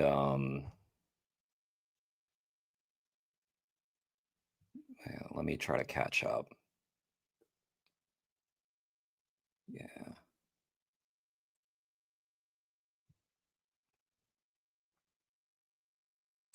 Flunky, the wielder of nothing in reality. That's a name right there. Crazy as a cuckoo clock. Okie doke. It's interesting. I'm glad I'm seeing some new names. Appreciate it, guys. I'm really flattered. Really flattered. Debating about nothing while the rich laugh at us. Yeah, well, killing animals definitely isn't nothing. Syrian, in my opinion, it's simple. The lack of cognitive empathy is the problem. Back when I was a carnist, I knew about the complexity of animal brains, but I didn't care simply because they don't look and act human. It's cool that you recognize that now. Yeah.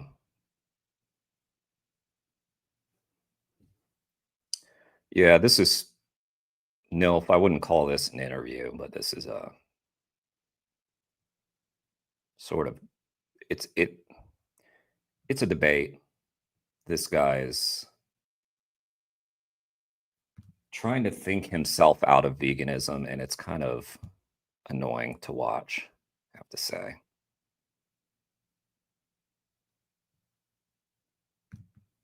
Conversation.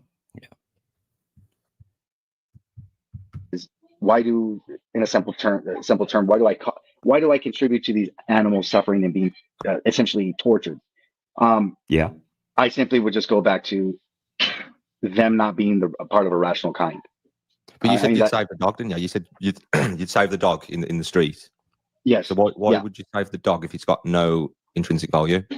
Oh, because it would be an external value. It would be like, for example, an external value would be what is the? I'm sorry, I might be using the word wrong. I think I wrote down a note here. Let me. Yeah, I think you're using a lot of words wrong. Carry on, man. Take your time. I think you're using your brain wrong. Yeah. Just had it. Don't rush, man. Oh, I'm sorry. So I believe in humans have intrinsic value. Other things have extrinsic value, meaning instrumental value. So what I mean by that is the kind of thing that they are, it's not what I give humans, which is intrinsic value. Instrumental value would be more of, I personally would protect the.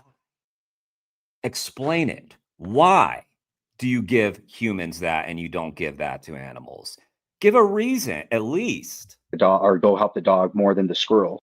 And this fucking thing about rationality, give us your definition of rationality. For example, because you can say am culturally connected more to a dog. Now, You're culturally connected more to white people. Does that mean that you can go and enslave black people?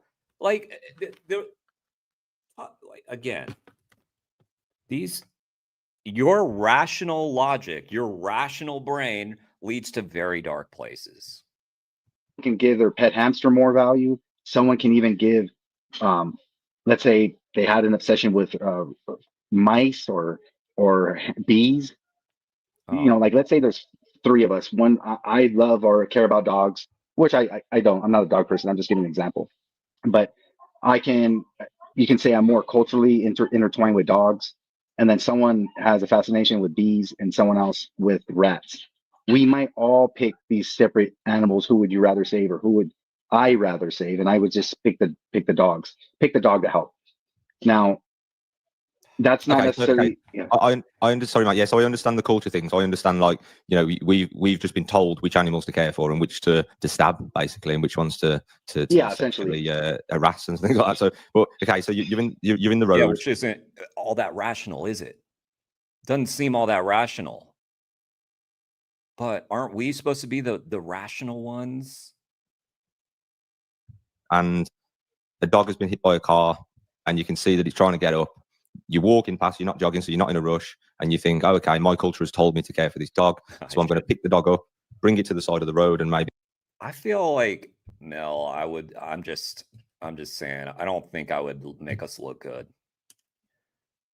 because I don't know. Like, I wonder if there's a switch that I can turn. I don't know. It's just because, like, if I'm doing like street outreach or something, like those people like are completely ignorant in my, like they have not seen it before. So I have a well of compassion for them because I was that person. For someone like this, I have no compassion for him because he knows better and he's trying as hard as he can to not do the right thing. It's so weird. Like, I don't know what to do with that.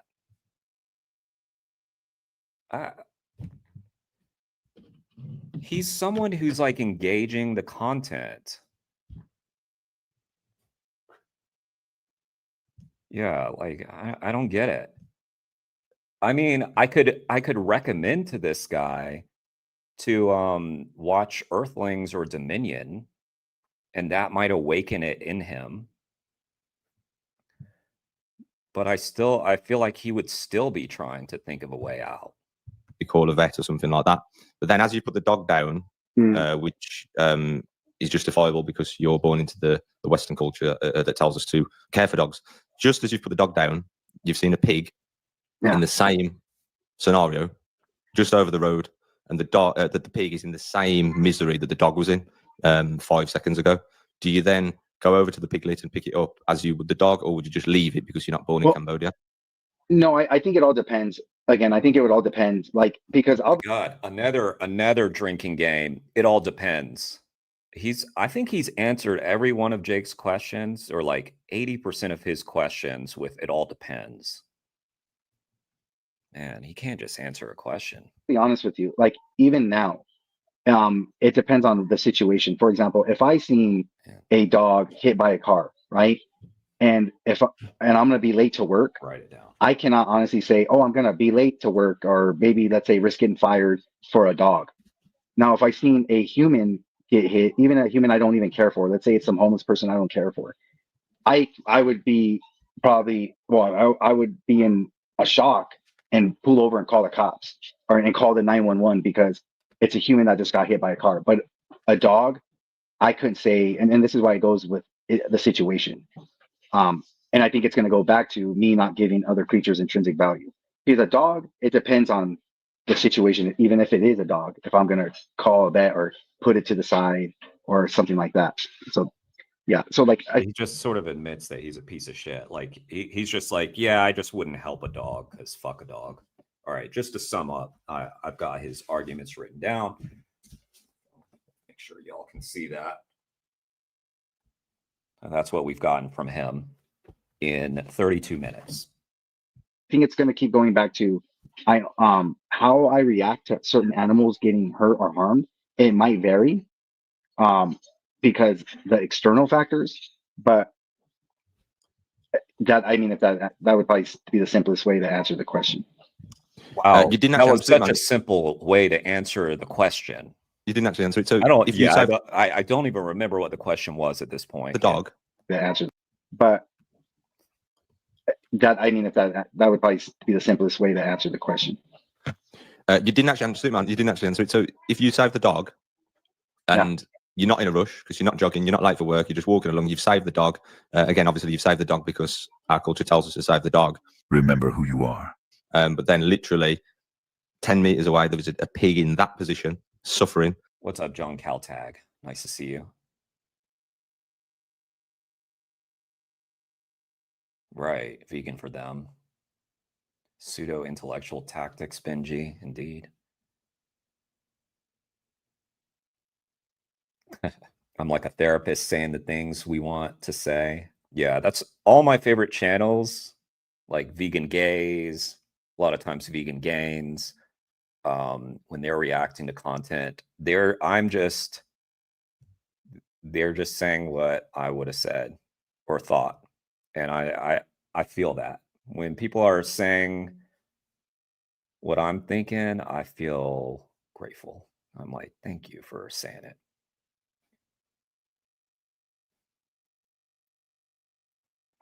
Exactly why vegan. I agree with that. Depends. Drink. Yep, we got a drink on that. I'll take a shot of my Waterloo every time. It'll make me burpy, you know?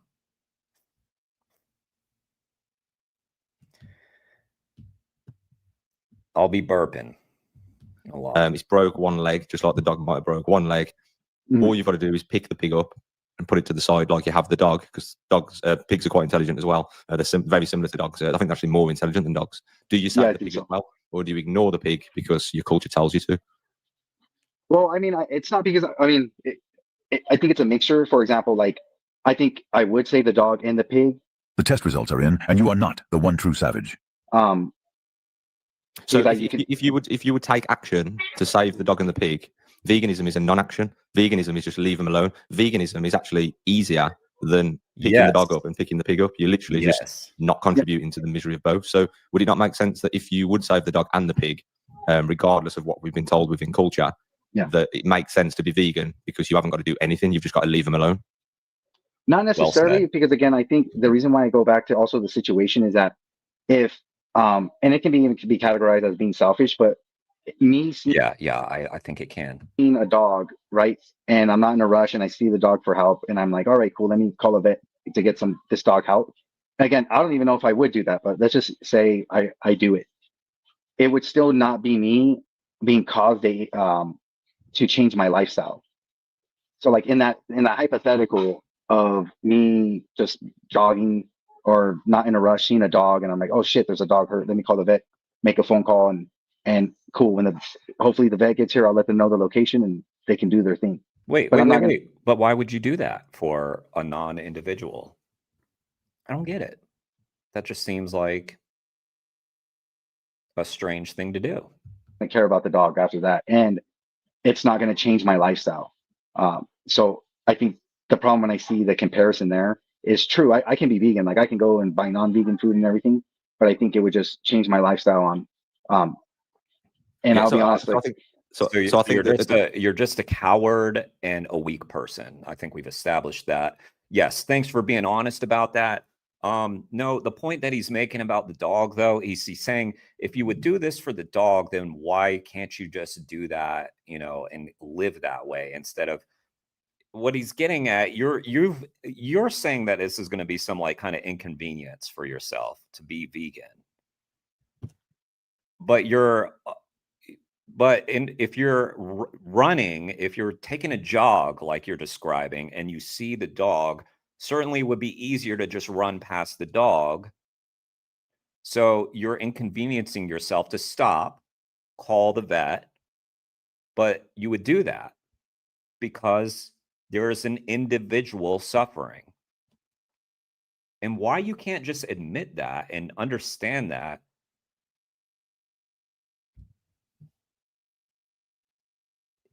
It's because you know where it leads. Start when I said, Chris, why are you not vegan? I don't think that the answers that you've gave are actually the reason why you're not vegan. I think that what you've just said there is the reason. It's too much of a lifestyle change, and I think you've proved that by saying you would save the dog and you would save the pig, despite them saying that, despite you saying that they haven't got value. But I think you've just led yourself on there to the real reason, and it's too much of a lifestyle change. You think he likes Jordan Peterson? Probably. Yeah, I think that's probably, you're probably spot on about that. Jordan Peterson. Yeah. Oh, we're gonna go through it. We've got to do it. This makes us stronger, vegan, for them. Because if we can survive this, there's nothing we can't survive. What is? Well, not that's not. I wouldn't say that's necessarily true. Because I'm fairly certain that Jake's still with us. For example, let's say tomorrow I find out that all the hamburgers I've been eating are made of humans, and I love hamburgers, and I have to give up all hamburgers, and I find out that, let's just say somehow the last 10 years, these companies were actually farming human meat. I would stop eating. I would actually be disgusted and appalled, and I would stop eating. Do you think he watched the Vegan Gains Demon Mama debate where that exact question was asked of Demon Mama, and Demon Mama said, I don't think I could stop eating burgers in that scenario, and he saw how insane that was? Hamburgers, even though that's a big lifestyle change. And even though it would change my lifestyle, just because of that human is going to be part of my ethical system of what I value the most. And what about if you found out the burgers were made of kittens, little baby kittens? Would you? Yeah, I would still eat them. You'd eat the kittens? Yes. Dogs? Any other animal. Like it wouldn't matter. So like, because I'm faced with this question a lot with when I discussed it. And I think a lot of people when you obsess over the vegan channels that you're in there debating with people in the comment section with, you're on Mel and Steve's stream, you're watching Vegan Gains, and ask yourself, you're confronted with this question a lot. Are you? They are inconsistent when they say, oh no, because dogs, and they give dogs some high value because it's a cultural thing. I think when someone's going to be willing to eat a pig but not a dog, I can see where they find it disgusting based off the cultural influence. But I do agree with the vegans is they essentially contribute to the same suffering, shit. They're killing a sentient thing for taste buds, pretty much. Like, that's the point. Did you just like he describes that like it was an epiphany? Like, yeah, that's the obvious point they're making. He probably had to watch like 10 debates to get that. To me, it doesn't make a difference. The only difference is I'm culturally influenced by what kind of meat we eat. And that's not good enough. Essentially. So in China, I know they do, they in some areas, and I think Indonesia as well, they eat dogs. And I'm like, damn, I've seen videos and I'm just like, it's disturbing. Wait. Huh? Now you're like, no, damn. They're eating dogs. You just said you'd eat dogs. What the fuck is going on? Curbing, because I can say that's our pet, right? But essentially, in principle, I look at it as we're no different. We're eating pigs. Yeah, no shit. But you just admitted that it fucked you up. So this guy's whole strategy is turn off the empathy, turn off the feelings completely. That's the only way he can do this. Man, I'm sorry to subject y'all to this guy, but it's informative though, isn't it? Yeah, it's dangerous. He has no empathy, Mel, except that he does have empathy. He just turns it off. He's one of those, I care about humans only. He'll never change. John ARA. But again, if you care about humans, you'd go vegan because veganism could save humanity. So he doesn't care about people either. He doesn't care about people whatsoever. Nobody. I'm sorry, vegan for them. I know. I know.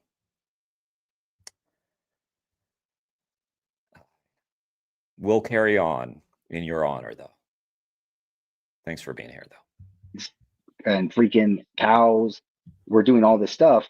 So I couldn't really judge them on, hey, you're evil for eating dogs. Hey, you're evil for eating cats. Yet we're cooking burgers. You know, yeah, I agree, man. I agree. At least some people are consistent. And I agree that people in the West are majorly inconsistent. You know what I mean? I do agree with that.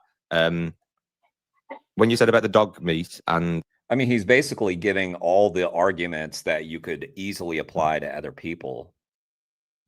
I mean, it's just very clear the historical test he fails. You know, like, would he have stood by during slavery? Yep, he would have. Would he have stood by during the Holocaust? Yep, he would have. Would he have given the same arguments he's giving now? Yep, he would have. He would just have transferred them to the culture. He's appealed to culture already. The cat meat. What about if it was milk? Because obviously, I take it that you drink cow's milk, the breast milk, and the cheese. Yeah. So what if you drink dog milk and cat milk? Would you still have that? And pig milk? Yeah, I mean, honestly, I think I would. Like, if I found out, at least you're consistent, man. At least you know, you would drink from all the breasts, and at least you would drink all the meat, and you're not inconsistent on that. What about human milk? I'm wondering, would you drink human milk on that point? But what fascinates me is, okay, I accept that you would eat any meat apart from human, but it just doesn't make sense to me that someone who is clearly caring, because you said that you'd save the dog and the pig in the street if you were walking and not in a rush for work. You said that, you know, you find it weird that people eat cows but not dogs, so you can acknowledge the inconsistency in most people. I just don't get how you can have them beliefs, you know, hold these beliefs and still say, oh, you're gonna buy the meat and buy the milk and, you know, cause misery through your purchases. Because obviously, you know, if people were violent and they were like, yeah, I would eat dogs, yeah, I would eat cats, as you've said, yes, I would eat cows, obviously, but I wouldn't save the dog and the pig in the street that have just been run over.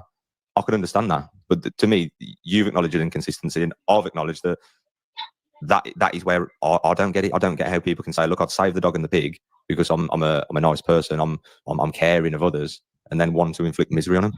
To me, it's just, veganism is just, do I want to inflict misery? Do I want to enslave? Do I want to bully?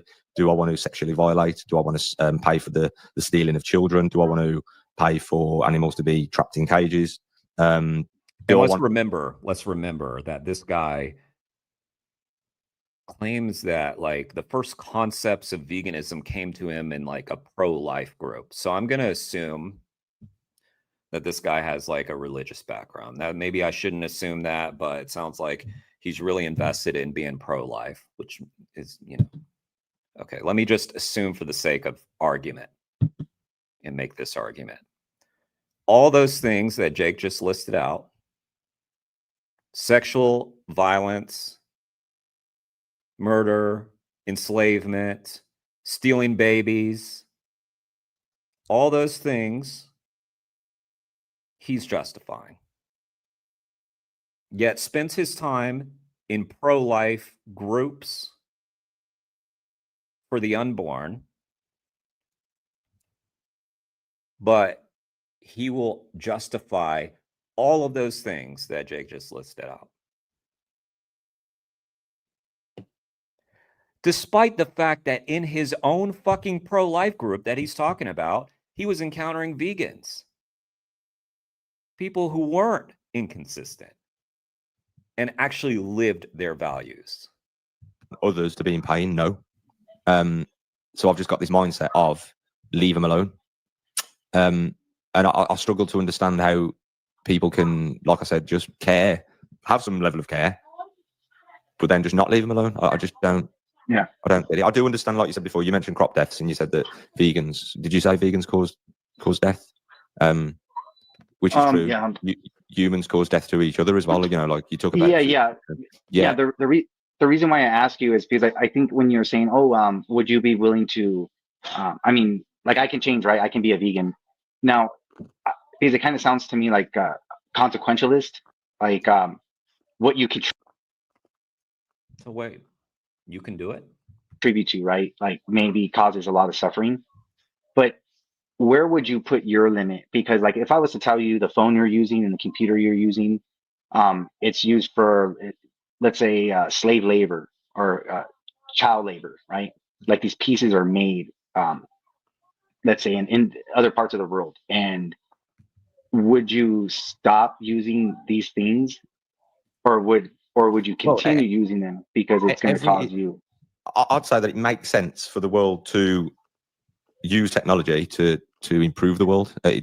For us to not use technology would just be going in the opposite direction. And I'm aware that most injuries do involve some kind of suffering. So, for instance, I drive down the road today, and I am part of a system where some people will be involved in accidents, but it doesn't make sense to not drive. You know what I mean? So, yes, there are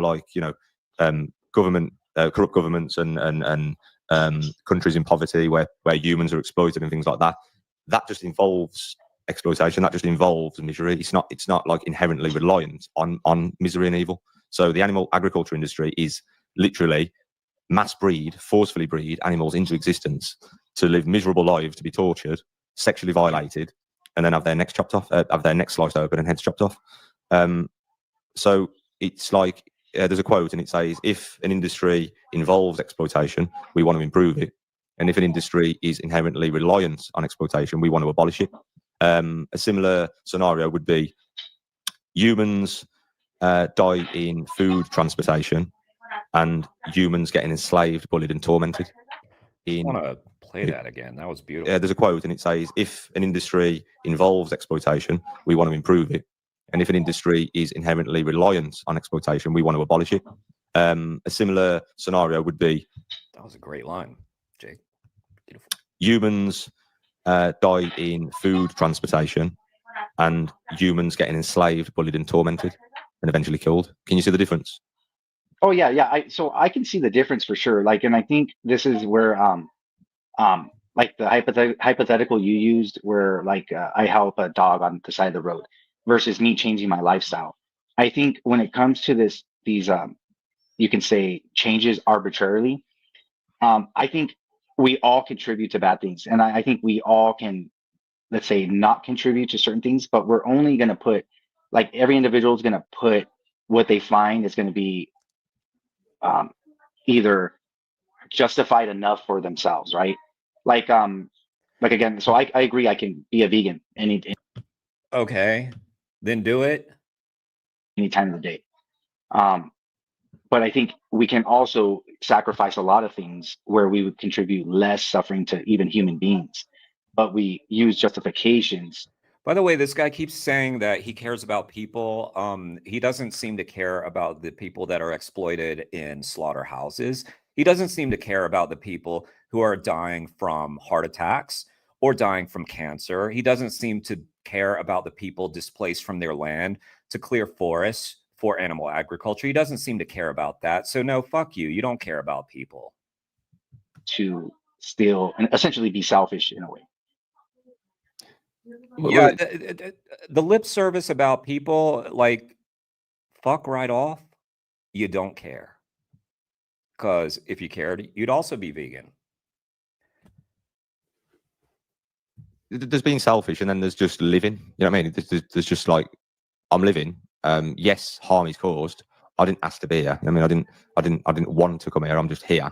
So it makes sense to just not inflict misery when there's no need. Do you know what I mean? It's like the vegan principle is the opposition of animal enslavement, animal exploitation. That is it. So it's like, don't bully them, don't enslave them, don't use them as resources. It's as simple as that. Yes, bad things are going to happen. Yes, I'm going to drive down the road and run over an ant, just as I could drive down the road and run over a human. But that's not intentional. Do you know what I mean? That is just part of living. You can't stop that. But what you can stop is fisting cows, forcibly breeding them, stealing children, taking their breast milk, chopping heads off, stabbing, enslaving, opening zoos, sticking whales in aquariums. Do you know what I mean? It's a different. It's two different things. So I have a question on and it's kind of reductio. So on your sentience claim, like, would you take it to be the case of if someone was to fumigate the house with sentient roaches, and then someone fumigates and let's say this was the only way to get the roaches out your house, versus also a bunch of. This is just, instead of not stabbing animals, I'm gonna go and watch all the Ask Yourself debates and the Vegan Gains debates and try to get around and find the margins that I can exist while still exploiting animals. Let me find the margins.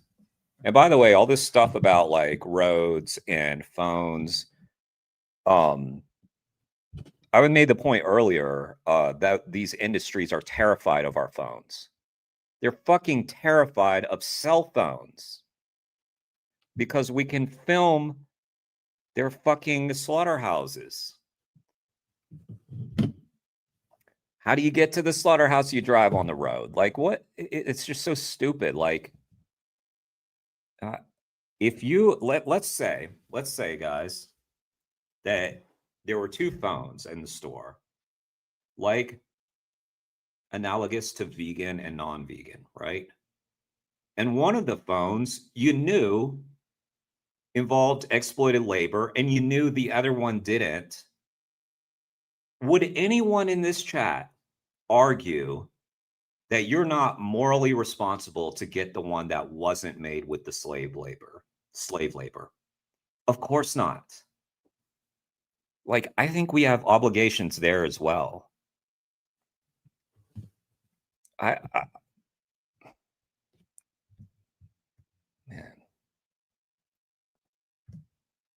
So, like, someone mentioned it earlier, the appeal to futility. Like, when all else fails, the appeal to futility.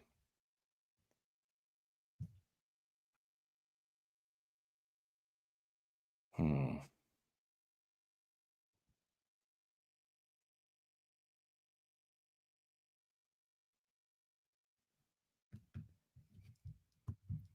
24-week preborn babies at the house. Do you take it that both cases murdered a bunch of, like, is that murder, killing the roaches and killing the human beings? Do you take it just because they're both sentient and just because they're both intentionally killed, they were both murdered? No, I'm not like equating humans with cockroaches just because I wouldn't want to kill either. Yeah, I would give a different answer. That I would have said yes, it is murdering the cockroaches. I'm not saying that. It's not, I've heard this quite a lot. People are like, you're trying to make animals and humans equal, and it's not the case. It's not like I would save the cockroach over the human or nothing like that. It's just, yeah, let's save the humans. Let's protect the humans, but then let's also protect the vulnerable. Let's protect the less fortunate. It makes sense. Do you take it that humans do have some type of inherent value compared to other things? If there's a burning house and there's a human and an animal, I'm more inclined to save the human. I'm not denying that. But it just makes sense to save the animal as well, if possible, because they feel the same, they suffer the same. I don't think humans are that great. I know that some humans have achieved good things, But you know, 99% of humans are just born into these bodies, and they're not doing anything great to claim superiority. And I just think, in fact, they're destroying. Yeah. They're the dog in this scenario is not causing any trouble. The human most likely is. apart from pay taxes and go to the moon, some people, you know, beautiful architecture. What else? I don't know. You know, top scientists, top doctors who save lives. Fair play, good. It's good. But why does? Well, you know, but you left one thing out, Jake. The trolls in vegan live streams. Now, that is the achievement of human ingenuity, right? Getting on that technology, which according to them is all made with slave labor. All of it. Yeah, it's all of it made with slave labor. Yeah. To troll vegans in their live streams. Now that I feel like you brought up architecture, going to the moon, but I mean, real greatness is seen in these live streams. Does that give us the right to inflict misery? I just don't get why you would just not leave them alone. Do you know what I mean? Yeah, I mean, yeah. The reason why I wouldn't is because simply I wouldn't give them that intrinsic value title. I mean, that would just be the simplest way. You said that you'd save the dog and the pig, so you would give them value. You would save them instead? It's external. Yeah, that's going to go back to being having external value. Like, again, because I agree that can change any day and time. It depends, but that's going to be all based off I know, damn, I keep getting that word wrong. So I keep saying external, but the proper word is going to be instrumental. Or it's, instrumental value or extrinsic. Extrinsic. There you go. The only thing I can take from this intrinsic, you meant, mate, is the only thing I've got from it is why would you save the dog and the pig, but then contribute to their suffering after and before? Does it not? So, if you're a savage, if you're a savage who would be like you said, yeah, I don't care about animals, they're worthless. I would eat a cat burger, I would eat a dog burger. I do not care about animals. If you don't care, why would you save the dog and the pig? Because I suppose then you're in a dilemma. It's like, do I admit that I've got a heart, or do I admit that I'm a hypocrite? No, not at all. Because again, like because external value can even be with plants.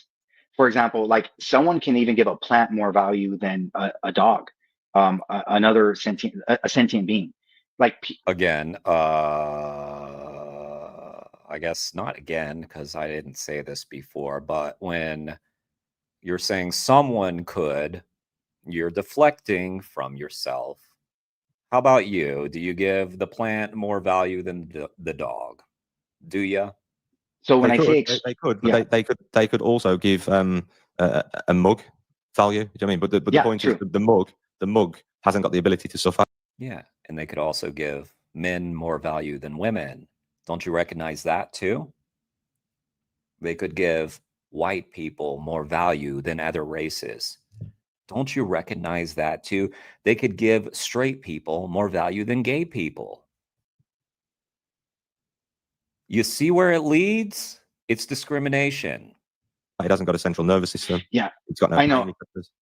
And I think that right there is going to be, because I think you're using pain and suffering and all and these traits.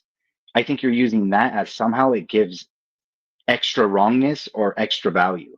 And I don't look at it like that, because I think like that's another thing. Just to be clear, yes, he does. He's just trying so hard because he's just a weak person. He's a weak, wimpy guy. That much I have gathered from this. And still so vegan curious. He'll still be in these streams, I'm sure, debating the philosophy of it for fucking years until he finally realizes, oh yeah, I could just not buy the steak and buy the whatever. And that didn't really change my lifestyle all that much, did it? I think I might have mentioned earlier. So pain itself is not wrong. Like I don't look at pain being immoral. Are you So in pain just at the moment? no, It's like always people like act like vegans are wimps. And then you get guys like this. You got guys like in the stream earlier who was like, carnivore saved my life because every time I ate some grains, I took a shit. Like every time I eat a vegetable, I feel like I'm going to die. Who are these people? Just, they're wimps. Man.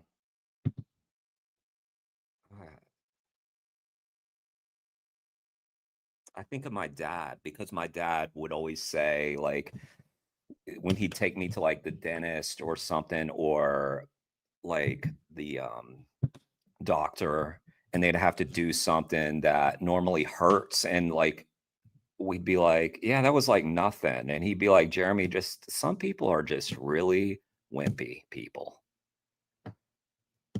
They are. Some people just can't fucking handle anything. They can't handle a fucking tummy ache. A fucking tummy ache. For the last 2 days, I didn't feel great. I didn't feel great. Like I had aches, and like I felt like lethargic. I didn't go and eat a steak because I'm not a weak bitch. I can handle a little adversity. And that's not even. I'm not. If you were in pain, do you think you would hold that same belief? Yeah, to be honest, yeah. So, Yeah. like for example, Alex O'Connor. if we had a gas chamber, Alex O'Connor is one of them. There's a weak bitch.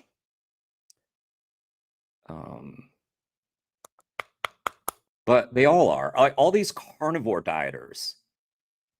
Look, all the carnivore diet people are the people who fucking almost died eating plants. Just go watch some of that content. I don't watch that content. I just see it through other people's channels, people who react to it. There are all these people who fucking almost died because they have eating disorders, or they have like, you know,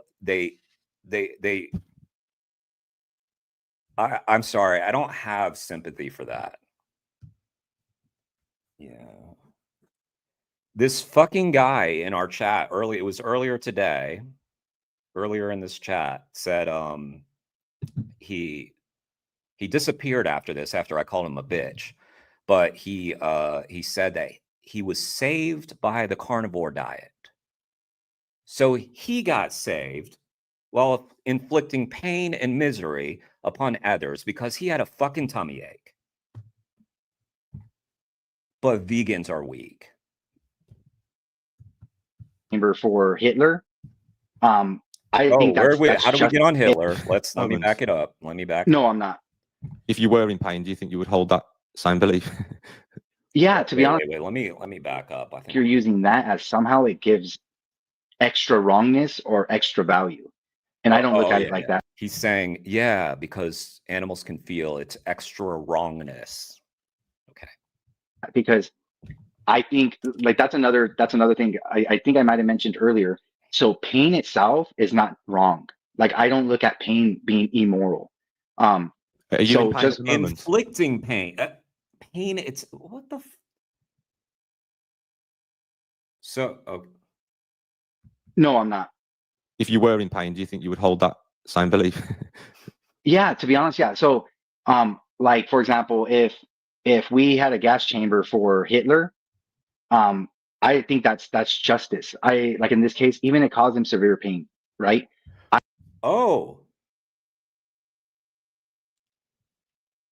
Okay. So he says it's justice to put Hitler in a gas chamber.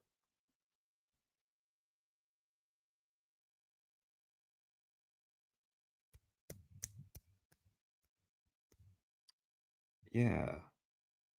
Okay. Well, that's interesting. So, I mean, with all the pigs that we put in the gas chambers, is that justice? How about for the people that are the cause of that? How about the people doing that who are acting quite Nazi-like when they do that? Is it justice for them? So in other words, is it justice to put you in one because you're the one causing others to be put in gas chambers? Is that justice? I look at pain, I can relate to pain, just like animals. I can relate to the animal that they're suffering. But pain itself is not going to be immoral. I don't give pain an immoral title. So there's, like. So you brought up Hitler, who, was responsible for like 10 million plus killings.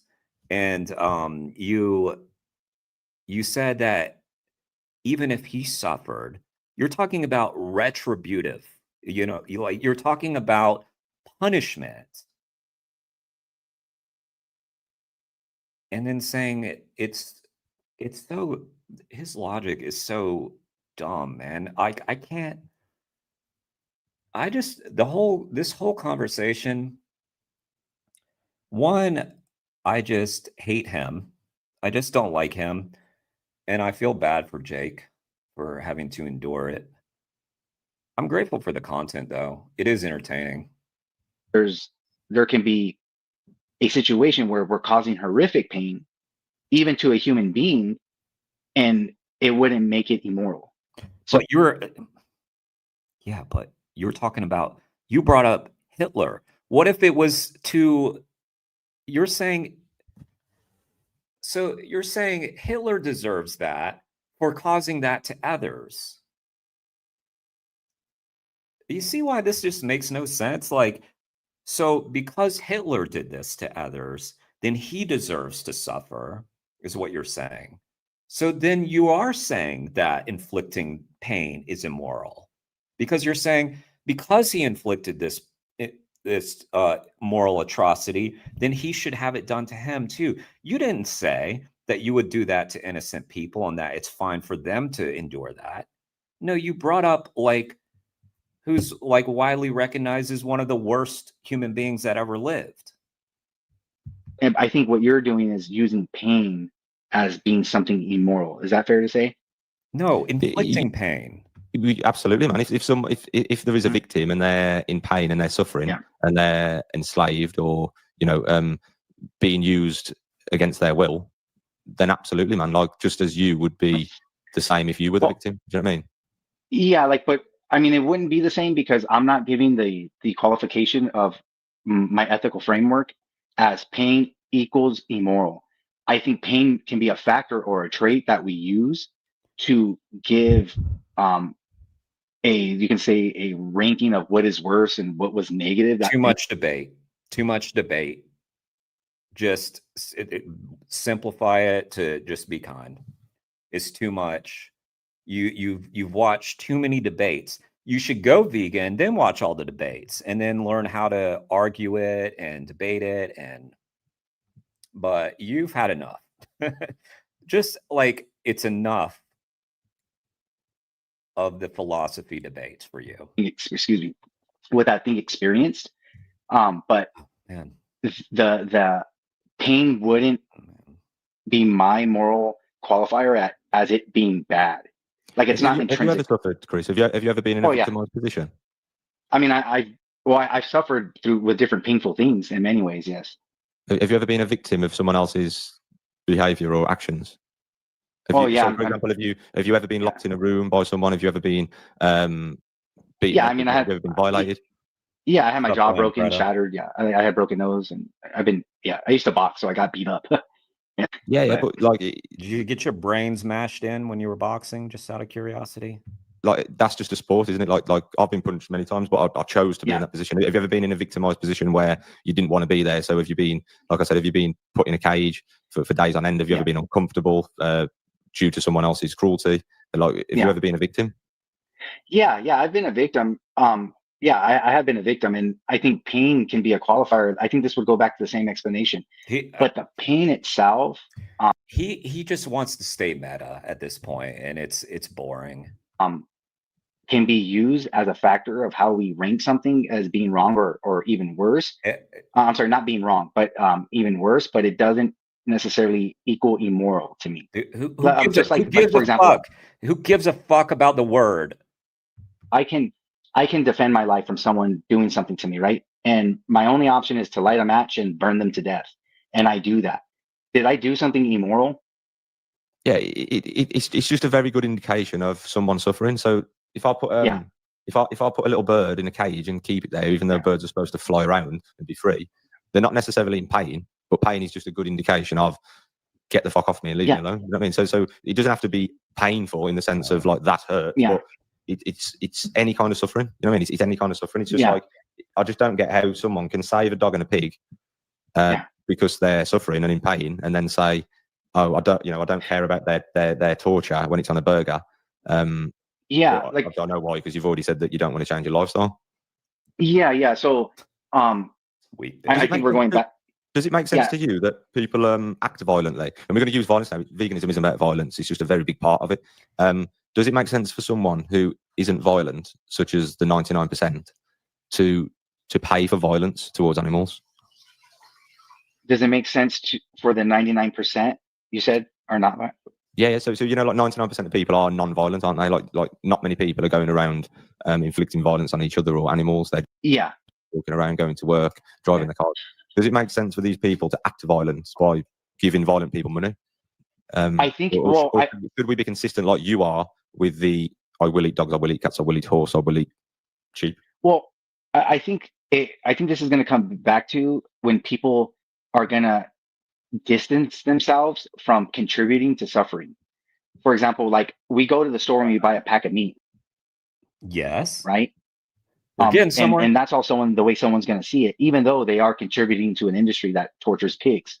But they don't know. A lot of people just don't think about it. You're thinking about it. But we are the same people who are buying phones, not thinking about where these pieces that create the phone. Back to the phones again. We distance ourselves from the suffering of other human beings. And I think this is going back to human beings are very selfish in many ways, just like the phone and just like the contributing to what they eat. Dude, I think it's going to go. I have some advice for this guy. He should not have a phone. This guy should get rid of his phone and his computer.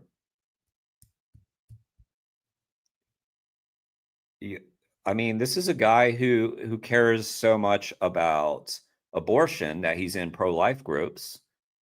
So he just seems to have a very defeatist mindset, right?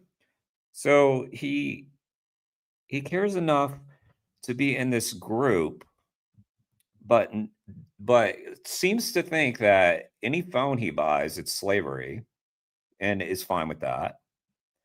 So he's talked a lot about how people have intrinsic value. Drink, everybody take a shot, because I said it. No, only if he says it. Sorry. But he doesn't seem to care about that. When it comes to people, he just goes to the futility, right?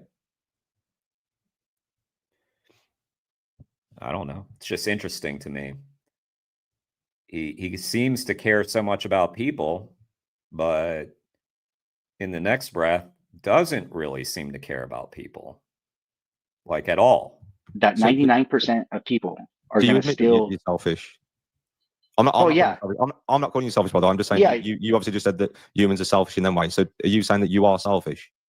Yeah, I think, but again, I would even make the claim, and I can't give a generalization fallacy, but I'm gonna just do it for the sake of argument, is that we all are. Because if I, let's say, gave a speech at a college, that's how he gets rid of any accountability. We're all selfish. So it's okay for me to be selfish because we're all selfish. College campus or in front of the world, and told them that the pieces through your phone and computers are from certain companies where they get. Can the people who think that all the phones are made with slavery, get off your phone. I mean, get rid of your phone. Most of these people should not be on the internet anyway. And they're always in the fucking vegan chats, aren't they? They're all in the vegan streams, using their phones, using their computers. Why do you have those? All these minerals or whatever they get to make these pieces for the phone. People are still going to get the new model of the Apple phone, the Android, and then they're going to say, well, I'm just buying the phone. I think we distance ourselves. I mean, for a fact, we distance ourselves because I can promise you people are still going to buy things that contribute to even human suffering, not just But if animals. you know, I would really ask this guy, are you going to buy the new Apple phone? Because it seems like you have a real problem with the Apple phone. So are you going to buy the Apple phone while you like virtue signal in your pro-life group? I feel like he should be held to account for his like human stance. He's just so full of shit, this guy. Sorry, I haven't paid attention to the chat. Vegan phones. Yeah, get a vegan phone. Yeah, John ARA, he is passing the buck. Yeah. People talking about the steak and butter weirdo. Yeah. Who I didn't know existed until that Jubilee thing. Now I keep seeing her pop up all over the place.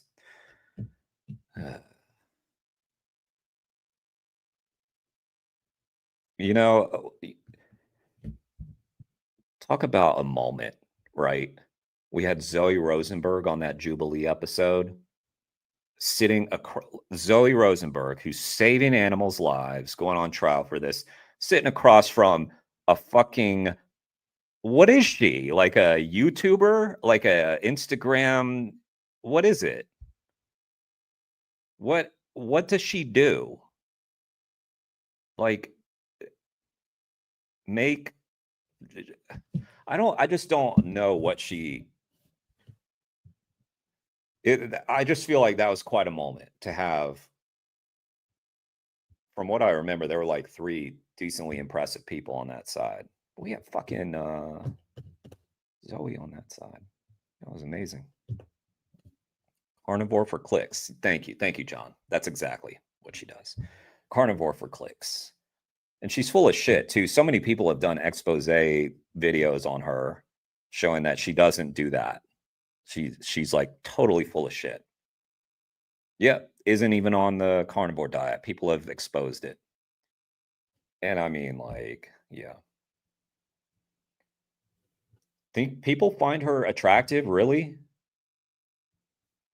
God damn. Like, guys, I made the mistake of like clicking on like one attractive woman. Like, you know how like on Facebook you get the reels and like there's the people you follow and then there's the reels that are just on your page. I clicked on one and now it just shows me nothing but that. When I go to like the reel, like on Facebook, the reels section, it's a problem. Distracts me throughout my day. I'm like trying to get shit done. They get me. Where was I? Why did I bring that up? Just because, yeah, like I'm not saying she's ugly, but I mean, there's way better looking women, obviously. She's not an ugly person. She's ugly on the inside. Sorry, I'll stop talking about people's look. I know I have no right to talk about people's looks. Not at all. But I mean, do people really find her attractive? Like, goddamn. Y'all know about that whole like there's that I'm not even gonna go there. I'm not gonna. It's too much. But even human suffering, we do it. Imagine if you said to an anti-racist. Imagine if an anti-racist was saying to you, "Stop, and stop enslaving other ethnicities. Stop being verbally abusive to other ethnicities." And you said, "Well, I'm allowed to do that because our phone was made with materials that children had to mine in corrupt countries." It doesn't stand. It's 2 different things. Well, yeah, but I mean, we're saying leave animals alone and stop viewing them as tools and things to benefit you. And then you're turning around and saying, "Yeah, but I'm allowed to do that. I'm going to justify that because." No, not at all. So, like, I would simply again answer that by the way I think I've been doing the whole time is just saying that is when going back to how the average person or how people would see it is because you admit you would still use a cell phone in your computer. and let's say buy a new computer or buy a new cell phone, even though it contributes to human suffering? I thought he was going to say it. But living contributes to human suffering. So just doing anything contributes to human suffering. That industry does involve exploitation, yeah, but it's not reliant on it. You know, corrupt governments are to blame for that. I know it's coming. Well, true, but even though that's the case, like, right, Because even though if that we would could be do the anything, because then I could just be like, I'm going to stick a dog in a pot of boiling water so that the meat's tender, because this phone was made with parts from mines where children are underpaid. Exactly, Jake. That's what he's saying. Because then it would never end. It'd be like, oh, I can just do anything evil.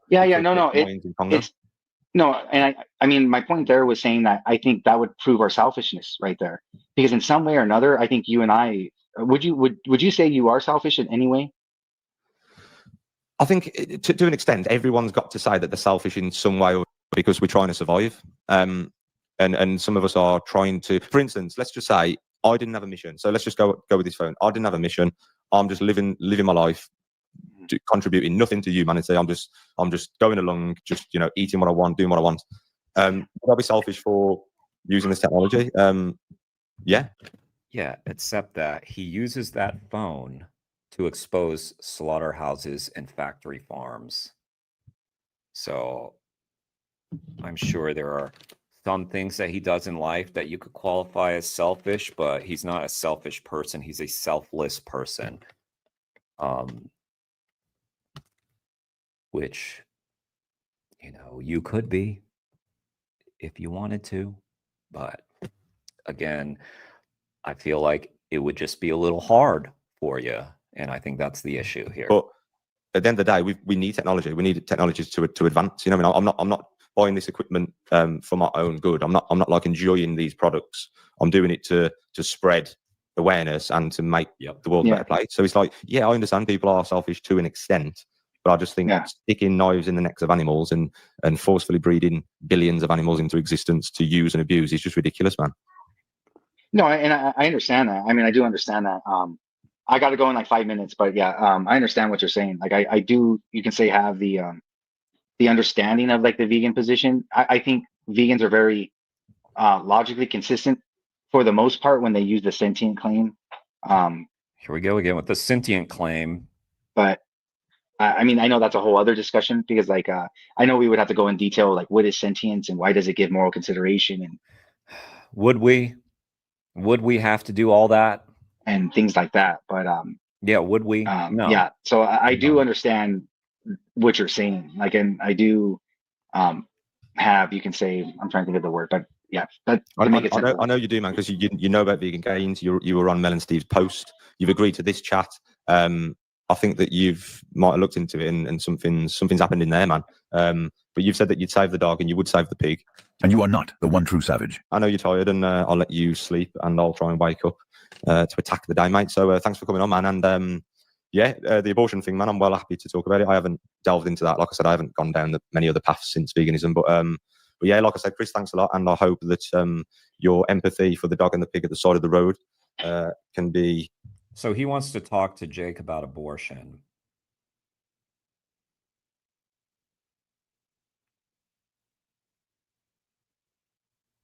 Okay. I mean, I'm sure Jake would engage on that, but are you really one to talk? Like, maybe you should get one of those vegan pro-lifers that you've talked about to talk to Jake. That might go over a little better. Start on maybe, and see what happens. All right, man. You take care. Thank you for. I'm glad we finally had this discussion. I know we're in a totally different time zone. Yeah, man. But appreciate it, mate. Thank you. Take it easy. We didn't get anywhere though, dude. We didn't like. Nice job though, Jake. You said some really good things during that. He's just I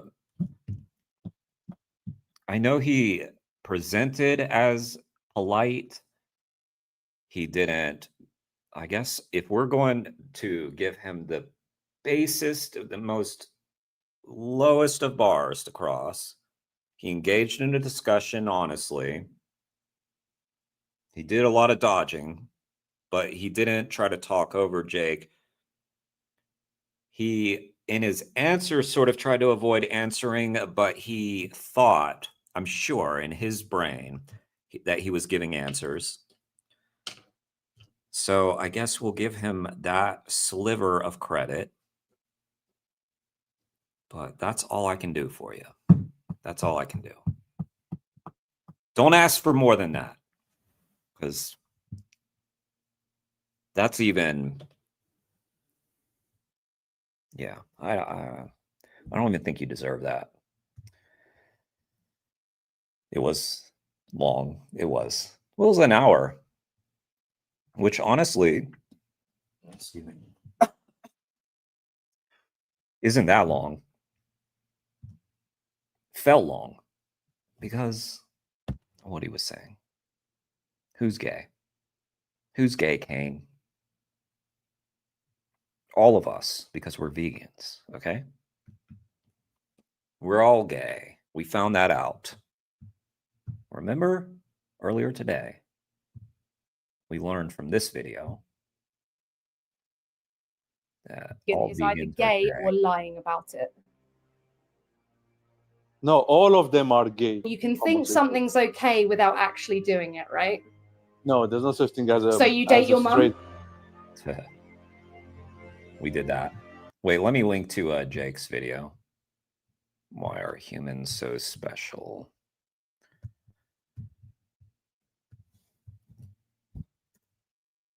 Guys, be honest. Gentlemen in the chat, be honest. You were thinking about cock that whole time. I know you were. I was. That's all. That's all I was thinking about.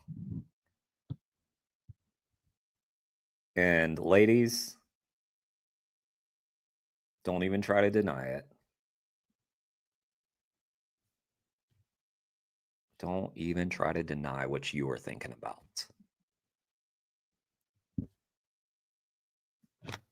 So that was so gay. That whole thing, that whole stream was gay. Benji, go dream your gay thoughts. Good night, Benji. It's late for you, huh? Where are you at? You must be like Australia or something, or wait, where's that? That's okay. We don't need to pin you down. See what I did there? I was thinking about us wrestling because I'm gay. Oh, Germany. Gotcha. Yeah. So, yeah, it was an informative stream. We've learned a lot. We've come a long way. We watched this earlier. There weren't near as many people here at that time. Let me just go ahead and link to it again. Really hope y'all will check out that vid about Ridglan. All right, John. Thanks for being here. Appreciate you. Maybe if we react to some John, we can make him stay. Let's react to John. He'll stay because we'll critique. I might keep going.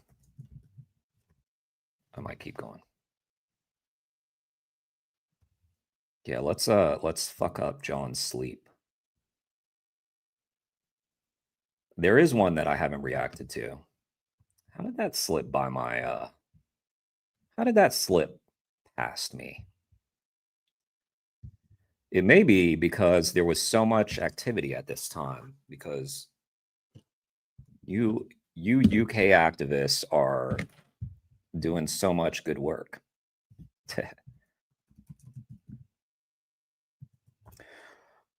I'll try to, Nilf. You taking off too, Nilf? Unbelievable. One last question, Benji. Have to shower and go visit family tonight with a surprise invite, so I'm heading out too. Wait. Oh, everybody gonna stay? All right. Y'all hang with. It's only 3 minutes long. Let's do it.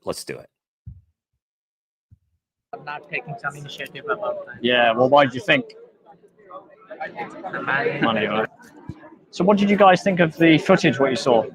Actually, we should not eat the meat and chicken, so we should be veg actually. Yeah. So, but I learned today actually this is a. What about the I milk as surprised well? for me. What about milk and eggs?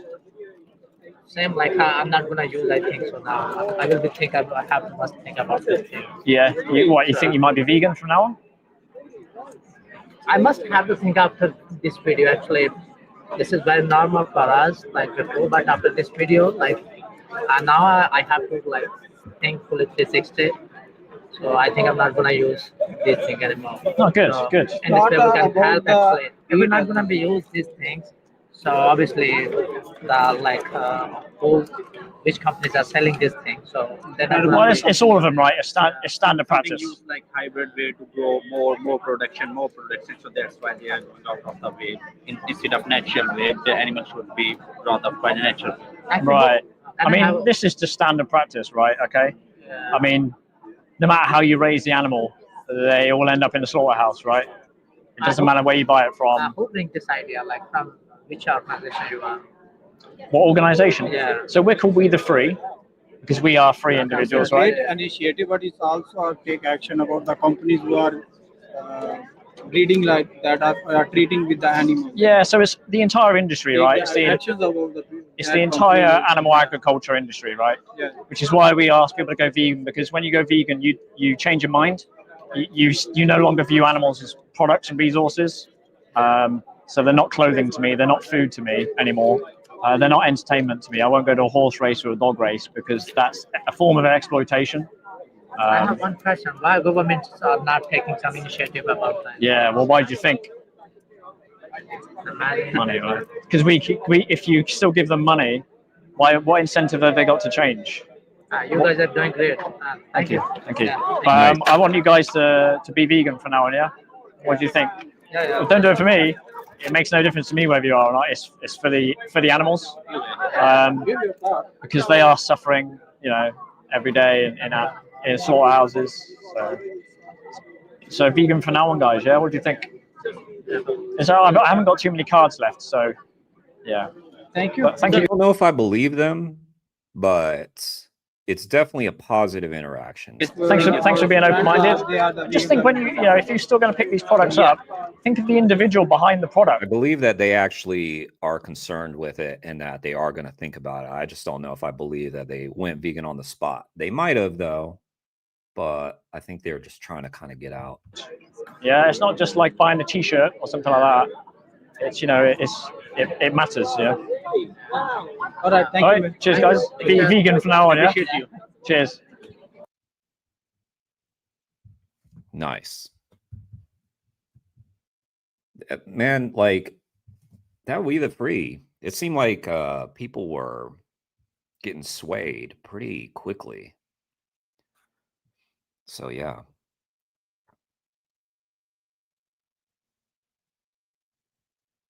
Strong accents. Yeah, that was. Kane, yeah, you were there. People aren't supposed to eat raw dough, Dennis. Used to eat it as a kid and thought it tasted amazing, never got ill from it and thought it. Thanks for letting me know. What are you talking about? Yeah, I knew that. Because it has raw egg in it. And animal products make you sick. That's how you get salmonella. So, yeah, or you could just not eat eggs and not try to burn off disease and just not eat things that make you diseased. Eggs, by the way, are packed full of cholesterol.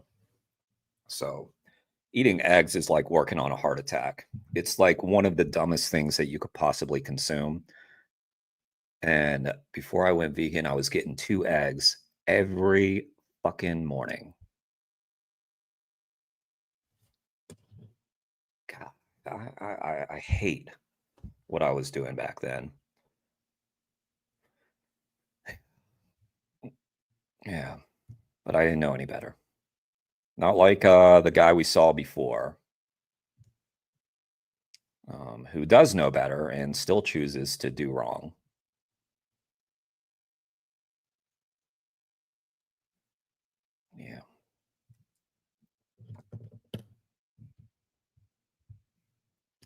Dennis, you learned that pretty late in life. Not gonna lie. How old are you, Dennis? You don't have to tell me if you don't, if you want to protect your identity a little bit. We also looked at this, guys. This story earlier today. Let me link y'all to it. Check it out. Do some learning about the Animal Agriculture Alliance. You part of that alliance there, Dennis? Part of that Animal Ag Alliance? You spying on me, Dennis? Huh? That's you? Dennis? We're spying, talking a lot about DXE, Matt Johnson. Oh, man. It's funny, like they're... It's funny, like one thing that's interesting about these stories, though, like chilling surveillance of activists by meat and dairy industry. Like, who feels chilled, right?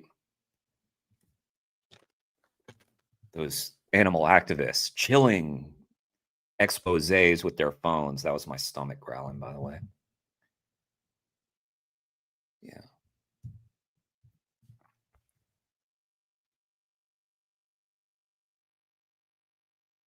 Okay. Gotcha.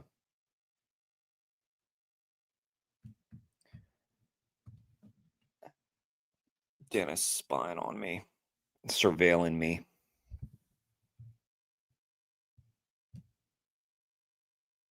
All right. Let's see. Let me quickly see if there's anything else I should react to.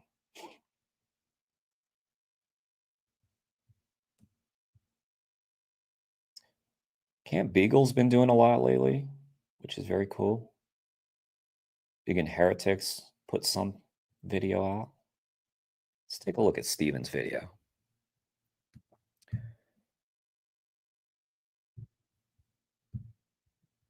This one's a bit long. Let me speed it up.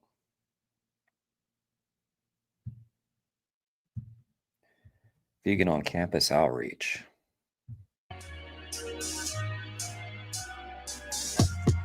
Well, I'm gonna. Good night, John ARA. Thanks for being here. Great video, by the way. And the day begins. Steve and Robert.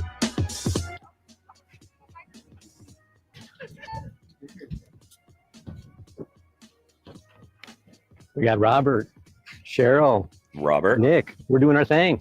Cheryl, Nick, Steven. Like, is this for something important? Oh, saving animals? No, that's not important. I'm gonna go. Yo, and somebody said to us earlier. You used a word like therefore. You're doing Bible talk. Therefore. To eat some kind of balanced meal because a lot of people who are vegan, they have health issues in the hospital. Okay, not like the virus. Yeah, not. And it's like Vegans are having health issues in the hospital. Okay, I'll put my blood work up against anybody. Yeah. You don't have to be. Do you think the animal abuse is bad then? Why do you think it's bad? Because they're animals. Well, come have a conversation with me about it. No, I don't got food, but let me ask you about your food. Is your food come from, is it all sourced from animal abuse? You're gonna question me when it's like 100 degrees outside? Do you want me to come back when it's 99? Yeah. Honestly. No, come on. Don't use the temperature as a reason to get out of that. You said animal abuse is bad. All right. Alright, well, it sounds like you are vegan. Vegan? Yes. What? Why not? I need my protein.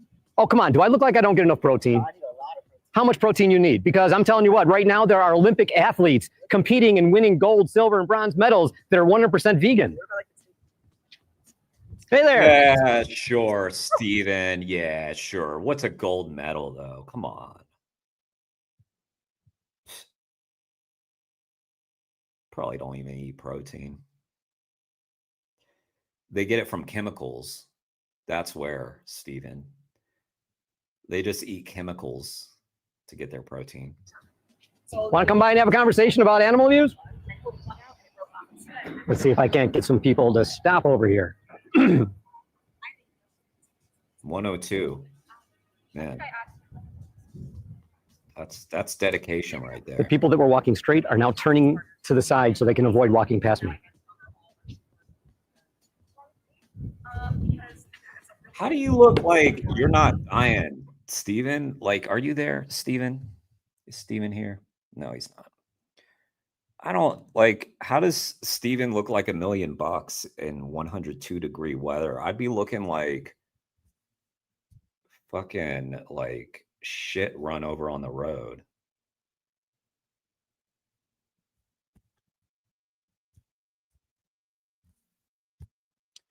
Dennis, you've seen enough of this content to know. You've seen enough. Hi there. Want to have a conversation on whether or not animal abuse is evil or sinful? Want to talk about whether or not animal abuse is evil or sinful? How about evil then?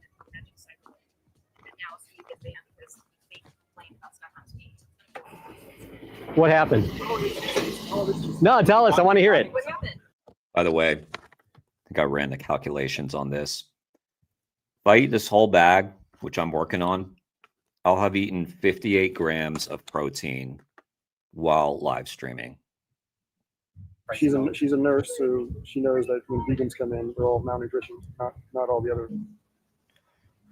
Let's go try again. But, you know, probably not bioavailable, right, guys?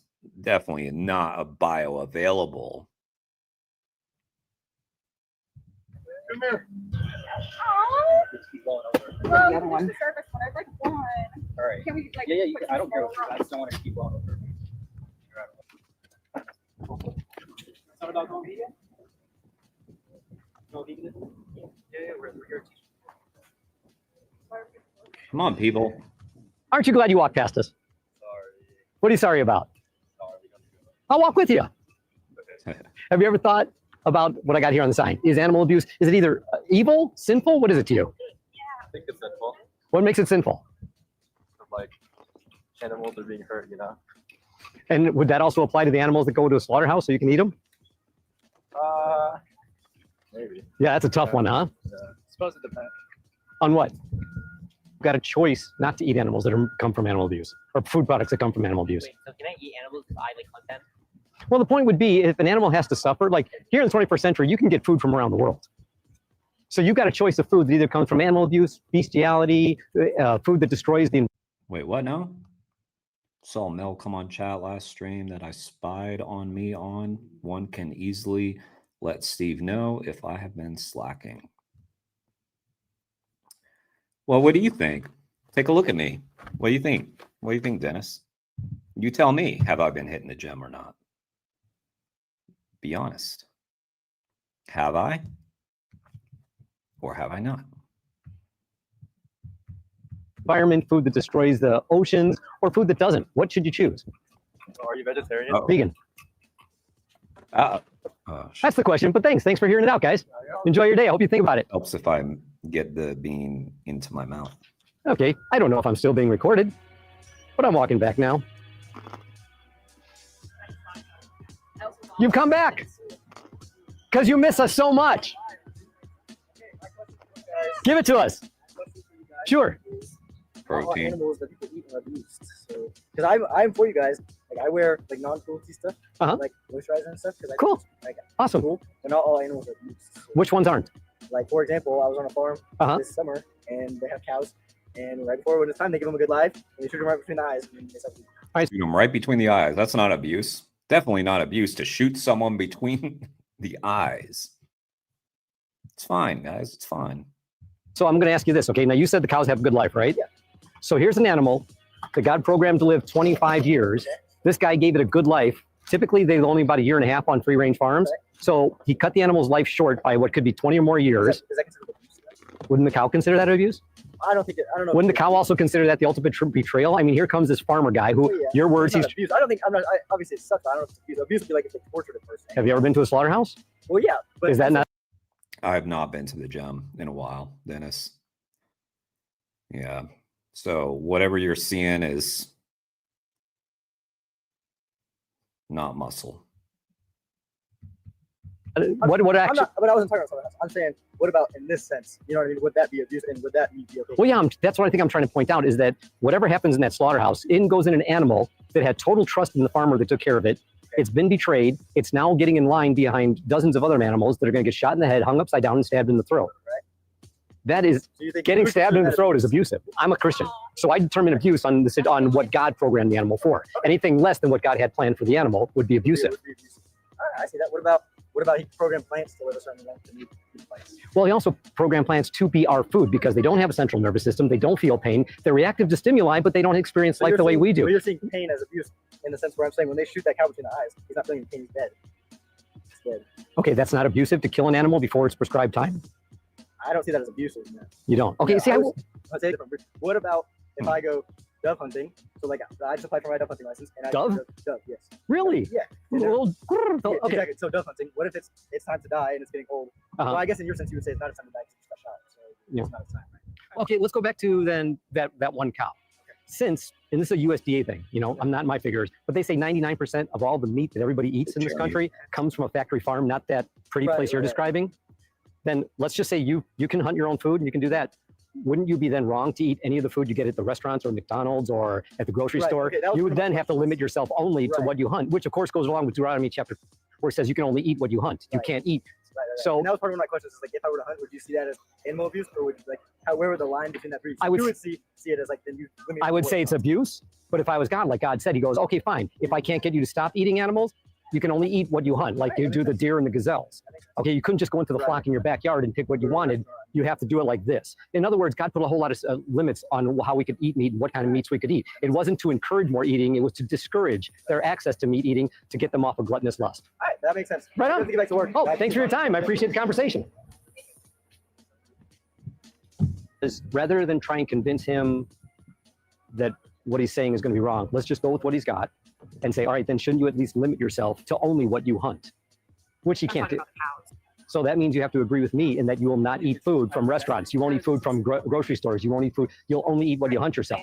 To which he agreed with. So I think right now, my goal was I know, I'm just trying to think of something to say to people when they say, that, like that one, I met somebody once, he said, I order a cow once a year from northern Nevada. It lives on a farm with acres and acres of land. And then I go pick out my cow, shoot it in the head, and I take it, they cut it up. So you never eat at any restaurant, I would say. You've never eaten at a drive-through. You've never gone to a restaurant with your family, or if you did travel, you brought a suitcase. That's the question. Is that abuse? See, and I'm saying you can agree with them saying, all right, if that's not abuse, then are you limiting yourself only to what you hunt? So you just take it back to that. That should be all you eat, nothing else. Right. I'll get to. It doesn't last them a year. That cow lasts a whole year. Okay, So he probably doesn't but buy any other meat. he goes out. Yes, he does. When he goes out to dinner, when he goes to restaurants, when he goes. Okay, so I can get him there, and then once I get him there, I start moving towards vegan.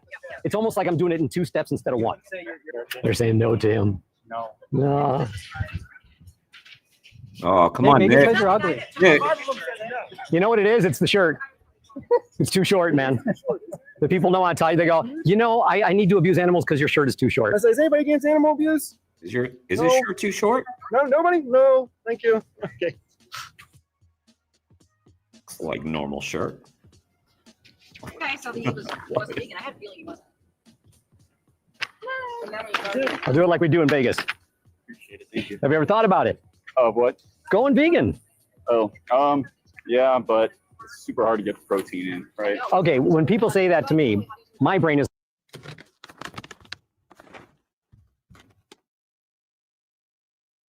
Just a simple little snack that I'm eating. Can y'all see it? 14 grams, 3.5 servings per bag. You don't have to think about protein ever. I never think about protein ever until I see these streams. And then, yeah, then I think about it. I mean, can't we just agree that if you're trying to bulk up, you should just eat more of the foods that you know have protein, like tofu, seitan, whatever, Impossible Nuggets, what the fuck ever. It's, yeah.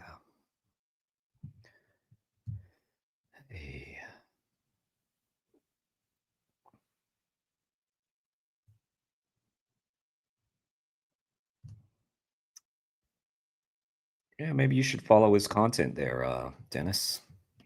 He's great. Let me put the link here.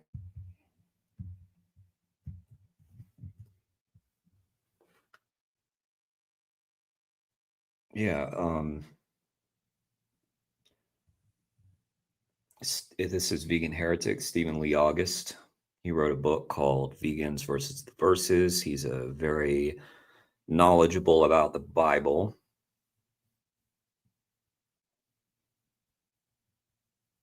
Indeed. Indeed, Dennis. Indeed. It's like, I get plenty of protein. There are Olympic athletes who get plenty of protein. There are UFC fighter, MMA fighters that get plenty of protein. What is it about the protein? I mean, these are athletes at the height of their game. Yeah. That are winning gold medals in the Olympics. If they're getting it, why can't you? Chemicals. You know, I was just in the military, and I was just, you know, like I always learned protein. Yeah, I know they teach us that, but then when you look into it and you find out that all these athletes are doing it, there's so many vegan athletes getting plenty of It's pretty protein. expensive, also the vegan athlete or the vegan diet. Well, that's to beat the process. I'm just comparing their arms. Stevens is bigger. Yeah. I mean, they're roughly the same, but Steven looks more fit. Vegan foods. You know, it's just like any processed food. You go to a restaurant, you're going to pay a lot more for food than if you just make it yourself. Like me, I'm a guy who loves a thing called overnight oatmeal. I don't know if you heard of that. It's like for breakfast, it's oatmeal, throw in some blueberries, some walnuts. For 50 cents, I got a breakfast that's full of health. I have an appointment, but go do it. Definitely be looking at Please this do. and Thanks for your time. yeah. Oh no, I appreciate the conversation. Don't be late. Have a good day. Right on.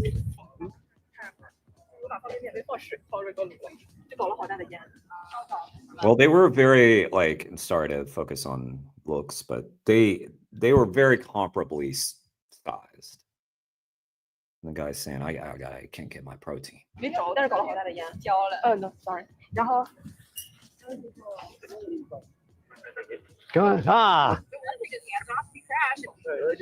Here you go. Here you go. Grab some literature. You guys ever think about going vegan? Nope. How come?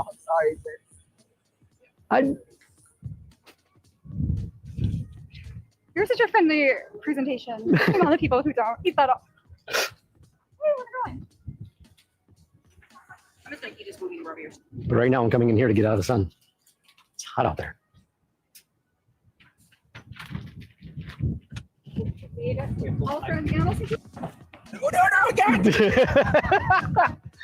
Hey, can I give you some literature? Have you thought about it at all? No, I'm good. I want to be snarky, even though they say I'm good. I still want to be obnoxious to them and just like, yeah, but the animals you pay to have killed aren't. But I don't. But I'm thinking it. That's not good of me. Yeah, it is. Nick. Nick. Again. Come on, Nick. Get your head in the game, Nick. Fucking Nick. I swear. Can't with this Nick guy.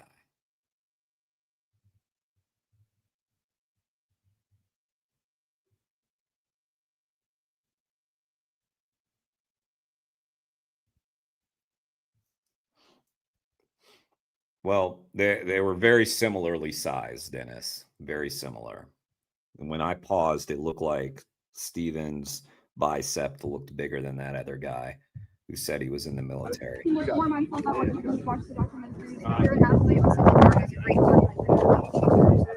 But I understand. They're pretty comparable though. Yeah. So saying, you know, you raise a cow and they have a great life, right? Need a chair. Can I give you some information? You ever think about vegan? I think about a lot of things. Isn't it good to think? Yeah, it is. It's amazing to think.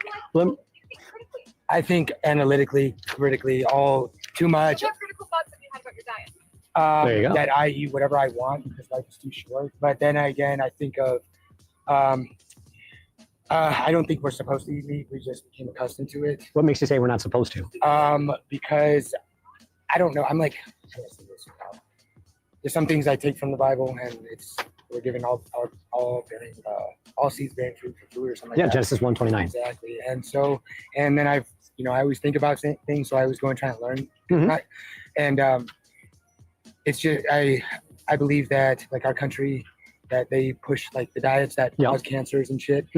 And so that made my mind like, whoa, what the hell? Like the diets that are listed, at least is what the documentary showed, that diets listed on the cancer websites actually cause cancer, and that they refuse to do studies on meat and its effect on health in this country. I'm right with you. And so, I wonder but if he's talking about what the health, because they did a little bit about that. and it's like I love tacos, and so it's just breaking the habit. Oh, I got you. Breaking the habit was not. I'm not going to say it was difficult because I did it overnight, but I did it because, and just to touch back on what you brought up earlier with God, and that's why I've got that sign there: is animal abuse a sin?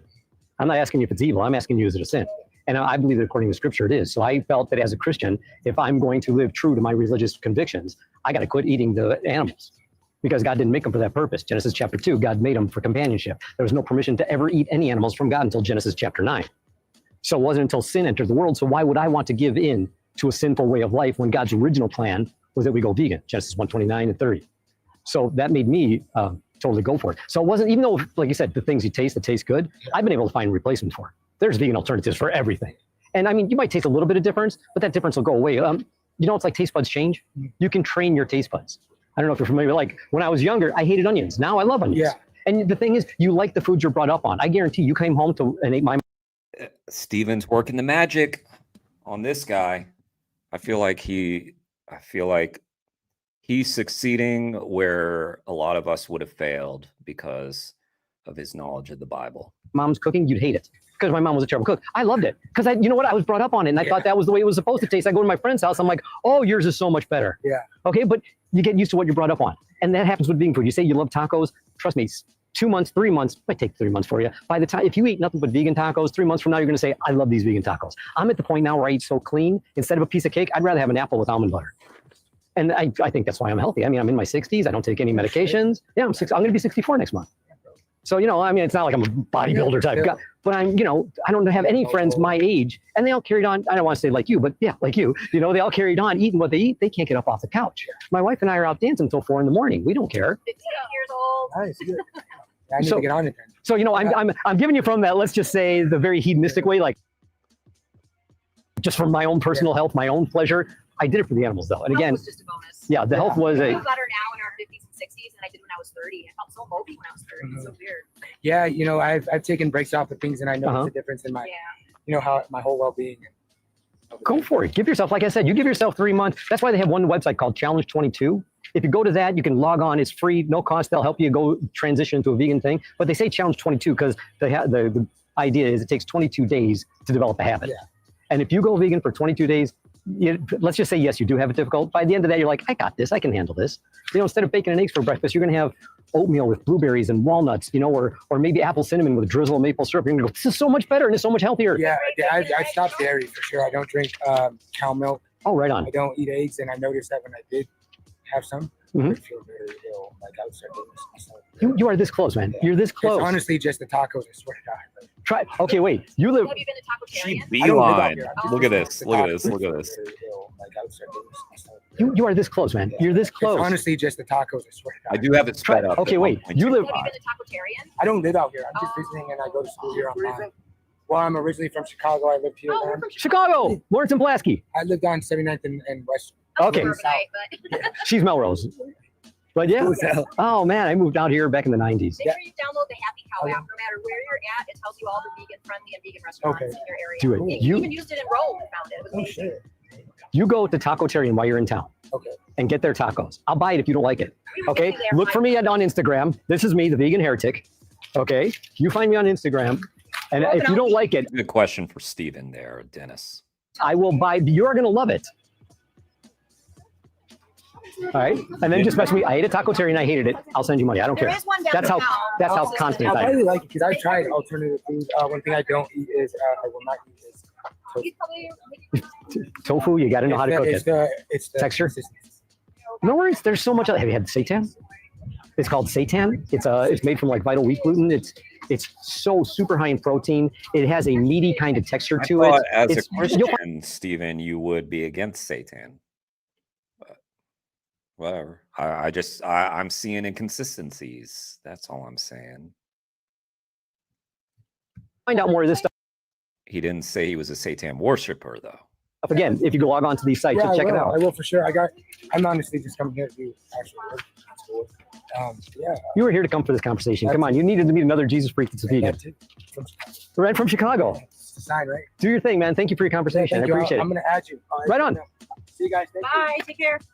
I like him. I like him. So what I did there was cool. I had his interest. I noticed he had a religious tattoo. So I knew I could go in that direction, and I did. And he, of course, confirmed it all. Then we went further. And then he wasn't putting up any resistance. He was saying, yes, he should. Yes, he should. I gave him the information. He's halfway there. But then I wanted to let I didn't want to push it any further because I felt it was good. Pushing it, I don't know, would have done any difference. But right now he's got all he needs. He's armed. I think sometimes that's what you need to do is like plant the seed. Yeah. And then he's already over halfway there. Yeah. So Go back to work, bro. Pleasure to meet you. This guy's a barber down I want yonder. to let I'm the literally next guy door. Literally. feel some ownership of his decision, you know, that he came to it through a chance encounter, but he wasn't like forced into it. He kind of came to the logical conclusion himself. Nick? He's a what? What's a barber? It could be Dennis. People cut their hair? Yeah. No. Yeah, they do. Oh, that's horrible. I know, right? Mine grows out like an afro though, and it looks. Dang sexy. It gets a little too nappy. That would be sexy, dude. You have nappy I hair. had nappy, curly, thick. Well, I think part. I used to when I was in early college. No, thank you. Do you want to take it with you? Actually, yeah. One of my coworkers is vegan. Your coworkers, really? Yeah. But you're not. Why? Come on, I'm sure she's probably talking to he. No, I don't know. I just like eating meat. We all did. But I mean, me, it's like, that's why it says, is it a sin or is it evil to eat animals? Is animal abuse evil? Is it sinful? That becomes the question, which is why we do what we do, why a lot of people are out, trying to say, hey, look, if we live in a world where you can get food that comes from animal abuse or food that comes from compassion, what should we choose? But we all choose animal abuse because, well, we like the way it tastes. Yeah. Well, thank you for thinking about it. I'll let you go. I know you said you had your friend that didn't want to stop. I mean, I wanted to stop you, but I don't want to keep you from what you're doing. But yeah, think about it. I think I definitely will. It's easier to, just be like, well, just gonna. It is grab easier. this off the shelf and. It is easier because we live in a world where 99% of the people think animal abuse is permissible. And then there's people like us who set up tents and try and convince people that animal abuse is evil or sinful or just bad. What can I do about it? I can't stop wars. I can't stop greed. One thing I can't stop is 3 times a day when I eat, I can stop abusing animals. It felt very empowering. Yeah, I agree. Any questions? No, not right now, but. Cool. Yeah. Thank you. Then get out of here. Thank you for your time. I appreciate the conversation. Get out of here. Get out Don't of be here. scared. We're friendly. You ever think about going vegan? Do you know what vegan means? Yes. What does it mean? So it means no meat. It means no meat, no dairy, but it also means not supporting the other industries that abuse the animals. So, for example, if you buy shampoo or makeup, vegans just look on the back of the bottle and see if it's cruelty-free or not. Or another industry would be like clothing, buying leather. We would just buy the vegan leather opposed to animal leather. So. And it comes to the entertainment. We don't go to rodeos or circuses or anything else that would involve animal abuse. So I got 3 questions for you. Are you against animal abuse? Yes. Would you ever hurt an animal if you didn't have to? Those are 2 easy questions. The tough one is, can you be against animal abuse and still support the industries that do it? So that would just ultimately lead you to being a vegan or not supporting those industries. Diet is going to be the biggest one. So we have a lot of products on here that you can buy at the store. A lot of people think veganism is very challenging.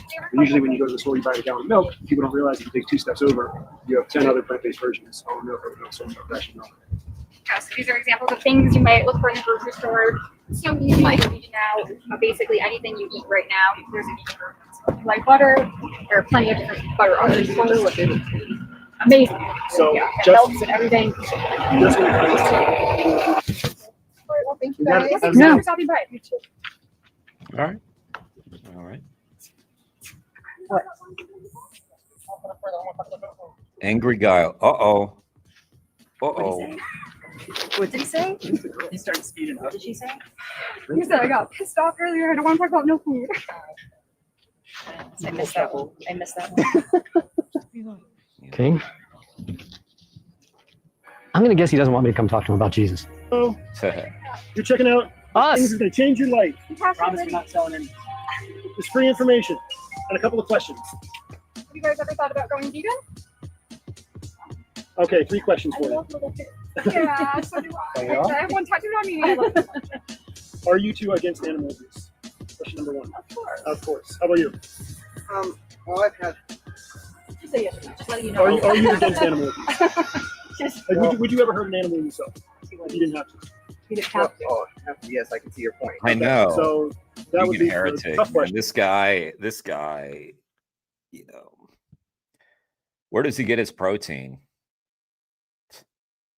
Probably doesn't. Which is, can you be against animal abuse and still support the industries that do it? Oh, absolutely not. So that was Steven, you got a new sub, right, Dennis? Dennis, you're gonna go sub to Vegan Heretic right now, right? I think Dennis likes your content. That's why I recommended that he subscribe and chat with you. I choose kosher, you know. You choose plant-based foods. Yeah, I love. Yeah, we got a lot of good stuff here if you've never seen them before, but yeah. It also, veganism has to be more And what's up with that Nick guy walking away all the time? Man, than just food. Well, yeah. you the one talking? But I also just eat like whole food and stay away from anything packaged and, you know. How about when it comes to meat or animal products? You still eat them? Kosher. Kosher. Give me an example. Well, I believe that kosher that they kill it humanely. Okay. That's your wife there, Steven? Some scientific studies and veterinary experts argue that kosher slaughter can be significantly more painful than methods involving stunning. Actually, it's more painful than the animal is not allowed to be stunned prior to the stabbing. So in a factory farm, that might have got that guy's attention. Remember when you were like, "Yeah, I'm about to be 64, and my wife and I," and that was, by the way, that was a great conversation you had with that guy who was interested and had the religious tattoo. That went so well. I liked him. He was cool. actually, it's more painful than the animal is not allowed to be stunned prior to the stabbing. So in a factory farm, what they do is they hit the animal with a bolt gun in the head. And then while it's unconscious, they hang it upside down, stab it in the throat. With kosher, they just slit the throat, no stunning prior. We're not here to scare you. So it's a slower, more painful death. Right, exactly. You wouldn't No, it send your doesn't- pet to a kosher slaughterhouse, Right. Because it's not ethical. Right. So it's the same thing for any other animal. Oh, okay. Well, yeah, You know. being educated. Let's say you raise a cow and they have a great life, right? Wouldn't it be the ultimate betrayal to then send them to kosher slaughterhouse, right? They're only maybe life, right? Wouldn't it be the ultimate betrayal to then send I feel like she's been having some trouble getting at people. them to kosher slaughterhouse, right? They're only maybe 2-3 years old max. They're still babies when they go there. Does that make it right that they had a good life just because they're going to a kosher slaughterhouse? Right. It doesn't make right. Again, it's a 50-50 paradox. Right. You know? Just because something is maybe a little bit better, does that still not make it right? Right. Yeah, of course, it doesn't make it right. Yeah. Especially on the bloodline. You know. Yeah. The main thing is we don't have to be eating the products, right? So ultimately, any way you kill them is wrong. Yes. But it's not out of necessity. Right. Yeah. I won't do impossible. Dennis, well, sub to a second channel, all right? Steven's awesome. And that kind of stuff, And you, but- and you don't have to. We just have these products just to show. But Yeah, yeah. all of your nutrients from other plant-based Right. options, fruits, nuts, Right. vegetables, beans, chickpeas, lentils, tofu. What do you think would be the most challenging for you if you were thinking about going vegan? So it seems like you stopped, you're interested, you understand the ideology. But what do you think is the most challenging part if you're thinking to go vegan? Just not eating meat. Not eating meat. Yeah, yeah. Take it one meal at a time. Yeah, I do eat a lot more. About going vegan? Do you hate animal abuse? Yeah, I don't like animal abuse, but But do you know what these animals go through on farms so that you can enjoy a hamburger or steak? you have a brochure or something. We do, yes. So this is a vegan store kit with recipes, but towards the end. But if you want to there's see what they go information through, about what animals endure on factory farms. Do you have a DVD player? Yes. You do? Okay, so we'll give this to you too. There's some information here about what these animals go through on farms. It's not a pretty picture. Actually, if you try to go on YouTube and watch a undercover video of factory farming, you have to sign in and check that you're 18 because what goes on is so graphic. And that, unfortunately, is the norm. 99% of animal products come from factory farms. So that's why we're out here so passionate, just trying to get people to know more. Business, so I eat everything, but I know what it's never, the abuse is different. Right. We're trying to get people to not support Thank you. it's never too late to change. Ready for some literature? No, because of what's happening. You got to jog with him, Cheryl. There she goes. Nick. You're like, who is this?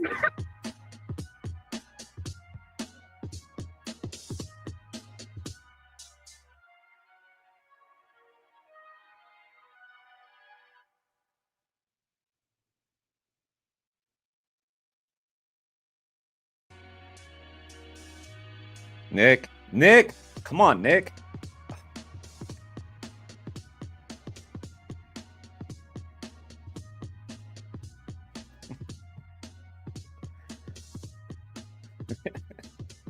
Damn.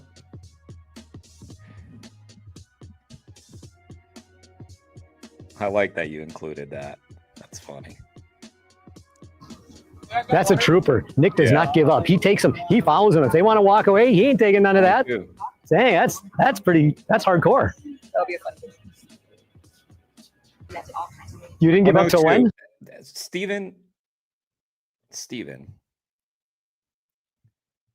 it's 102 degrees out there. How come you look like $1 million?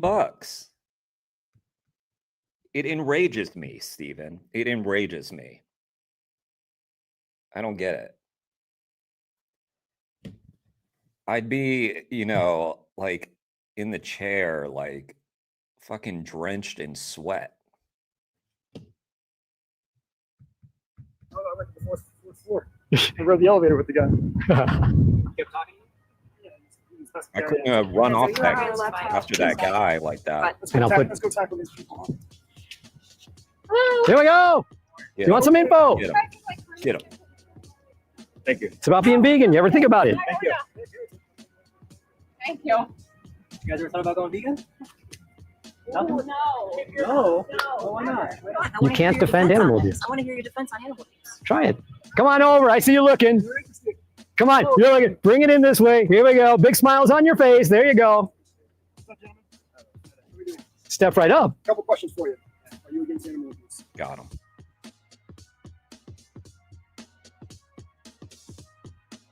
Creation Care Church.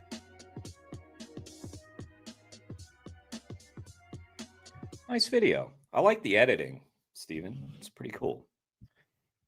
All right, I linked to it.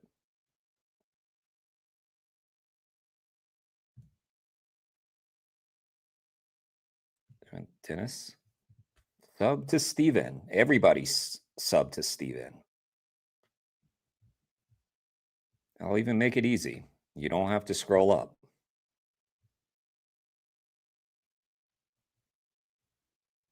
There you go.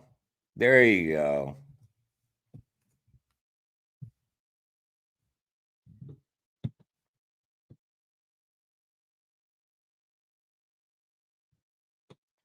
Yeah, it is fun.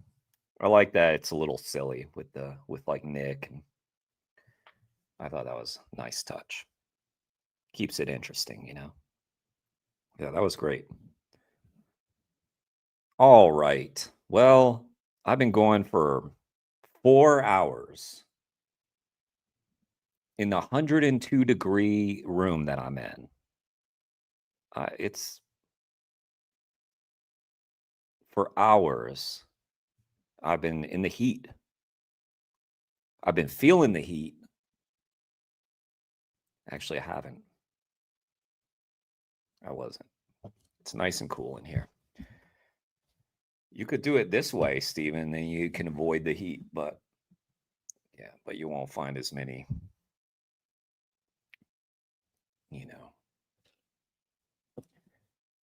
Steven, how old are you? Let's see. Well, we had a good stream. I was pushing out this article here for people to read. Everybody check it out. There's that. What else did we look at? And also this story about Ridglan.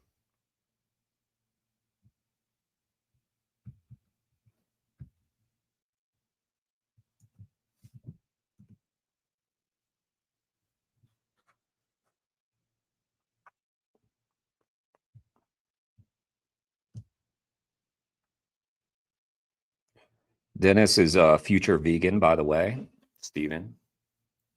He is a very vegan curious individual. He likes Harry Potter and going vegan. Those are his two biggest interests in life: going vegan, Harry Potter.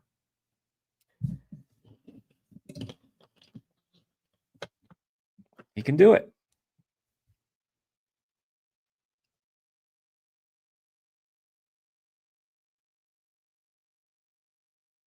Yes, I am. And how dare you for saying that? I'm a sprightly young chap. How dare you, Dennis? At least you said I look stronger today from all that gymming that I'm doing.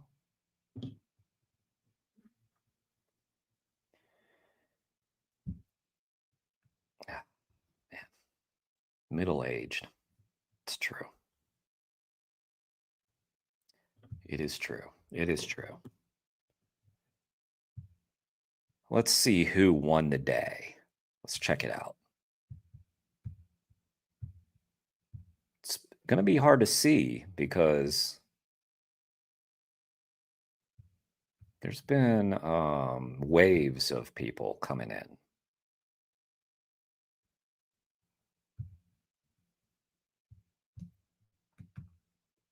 So let's see.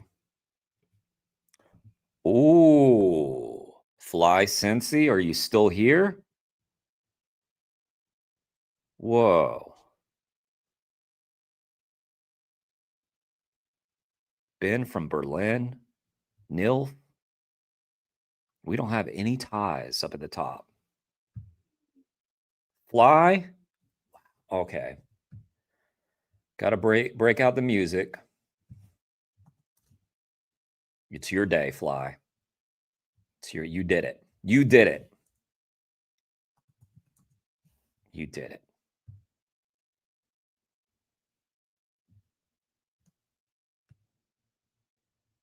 You know?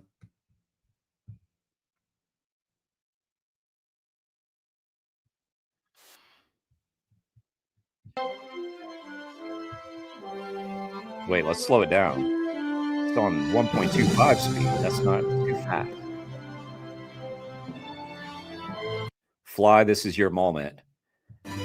Let me recognize second and third, though, as well.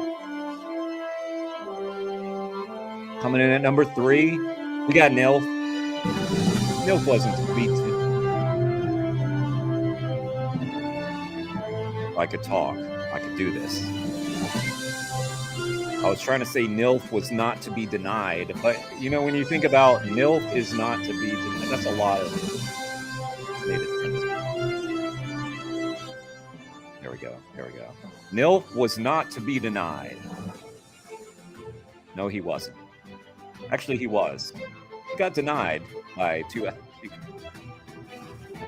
Nilf was denied by Ben from Berlin, Ben G, who had 25 more XP than Nilf, but even Ben got denied. So denied. I Fly Sensi. How am I pronouncing that right? Fly Sensi? I don't know. Well, you had 300 XP, Fly. Speech. Let's get it. Let's get that speech.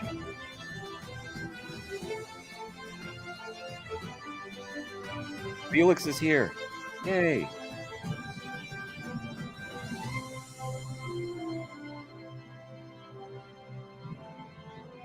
Fly. This is usually the time when people thank me. Nice. Glad to hear it. Feel it. Fly. If you would like to thank me, now's a good time. But you're supposed to thank whoever led you to this great moment of greatness.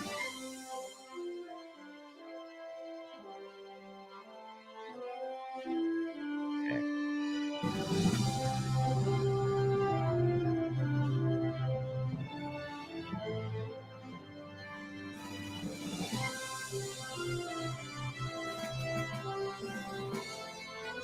Look.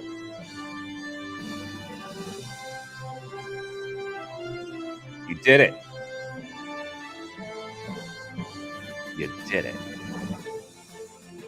Well, we're ending the stream anyway, Jason. He's not recognizing the top 3, don't worry. We're waiting on Fly's speech. Fly. Fly. Speech. Speech, I say. Speech, I say. Speech, I say.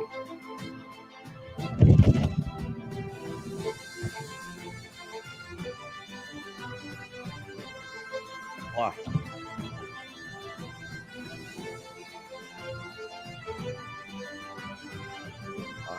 Come on. Only so much time left of this song.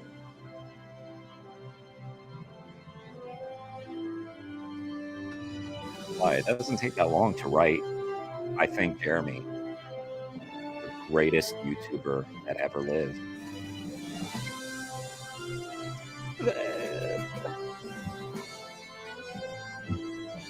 Is this your speech? Oh, I see, Dennis. Is that on the English Hub? Oh boy.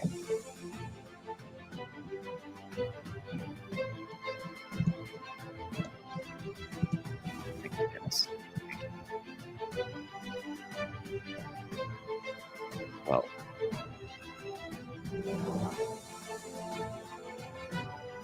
Woohoo.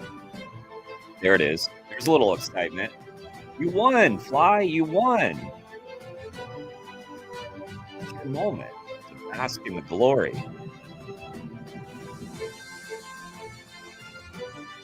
How long does this song last? I feel like I run out of time with this song, but now it lasts forever. Maybe it's a long version. I don't know. Well, you won. You never win anything. Well, you won our hearts, Fly. And you won the day. What a day. A lot of people came. A lot of people tried. But there could be only one. And it was Fly inside. Fly Sensei. Only he could do it today. All right. Guys, make sure you're liked. That's not how you say it. Make sure you're subscribed and like the stream and hit the bells. Okay. Do all that stuff. My stomach's growling. Clearly, I need to go eat some food. Yes, we're all liked. All right. Good night, everybody. Good night. Good job, Fly.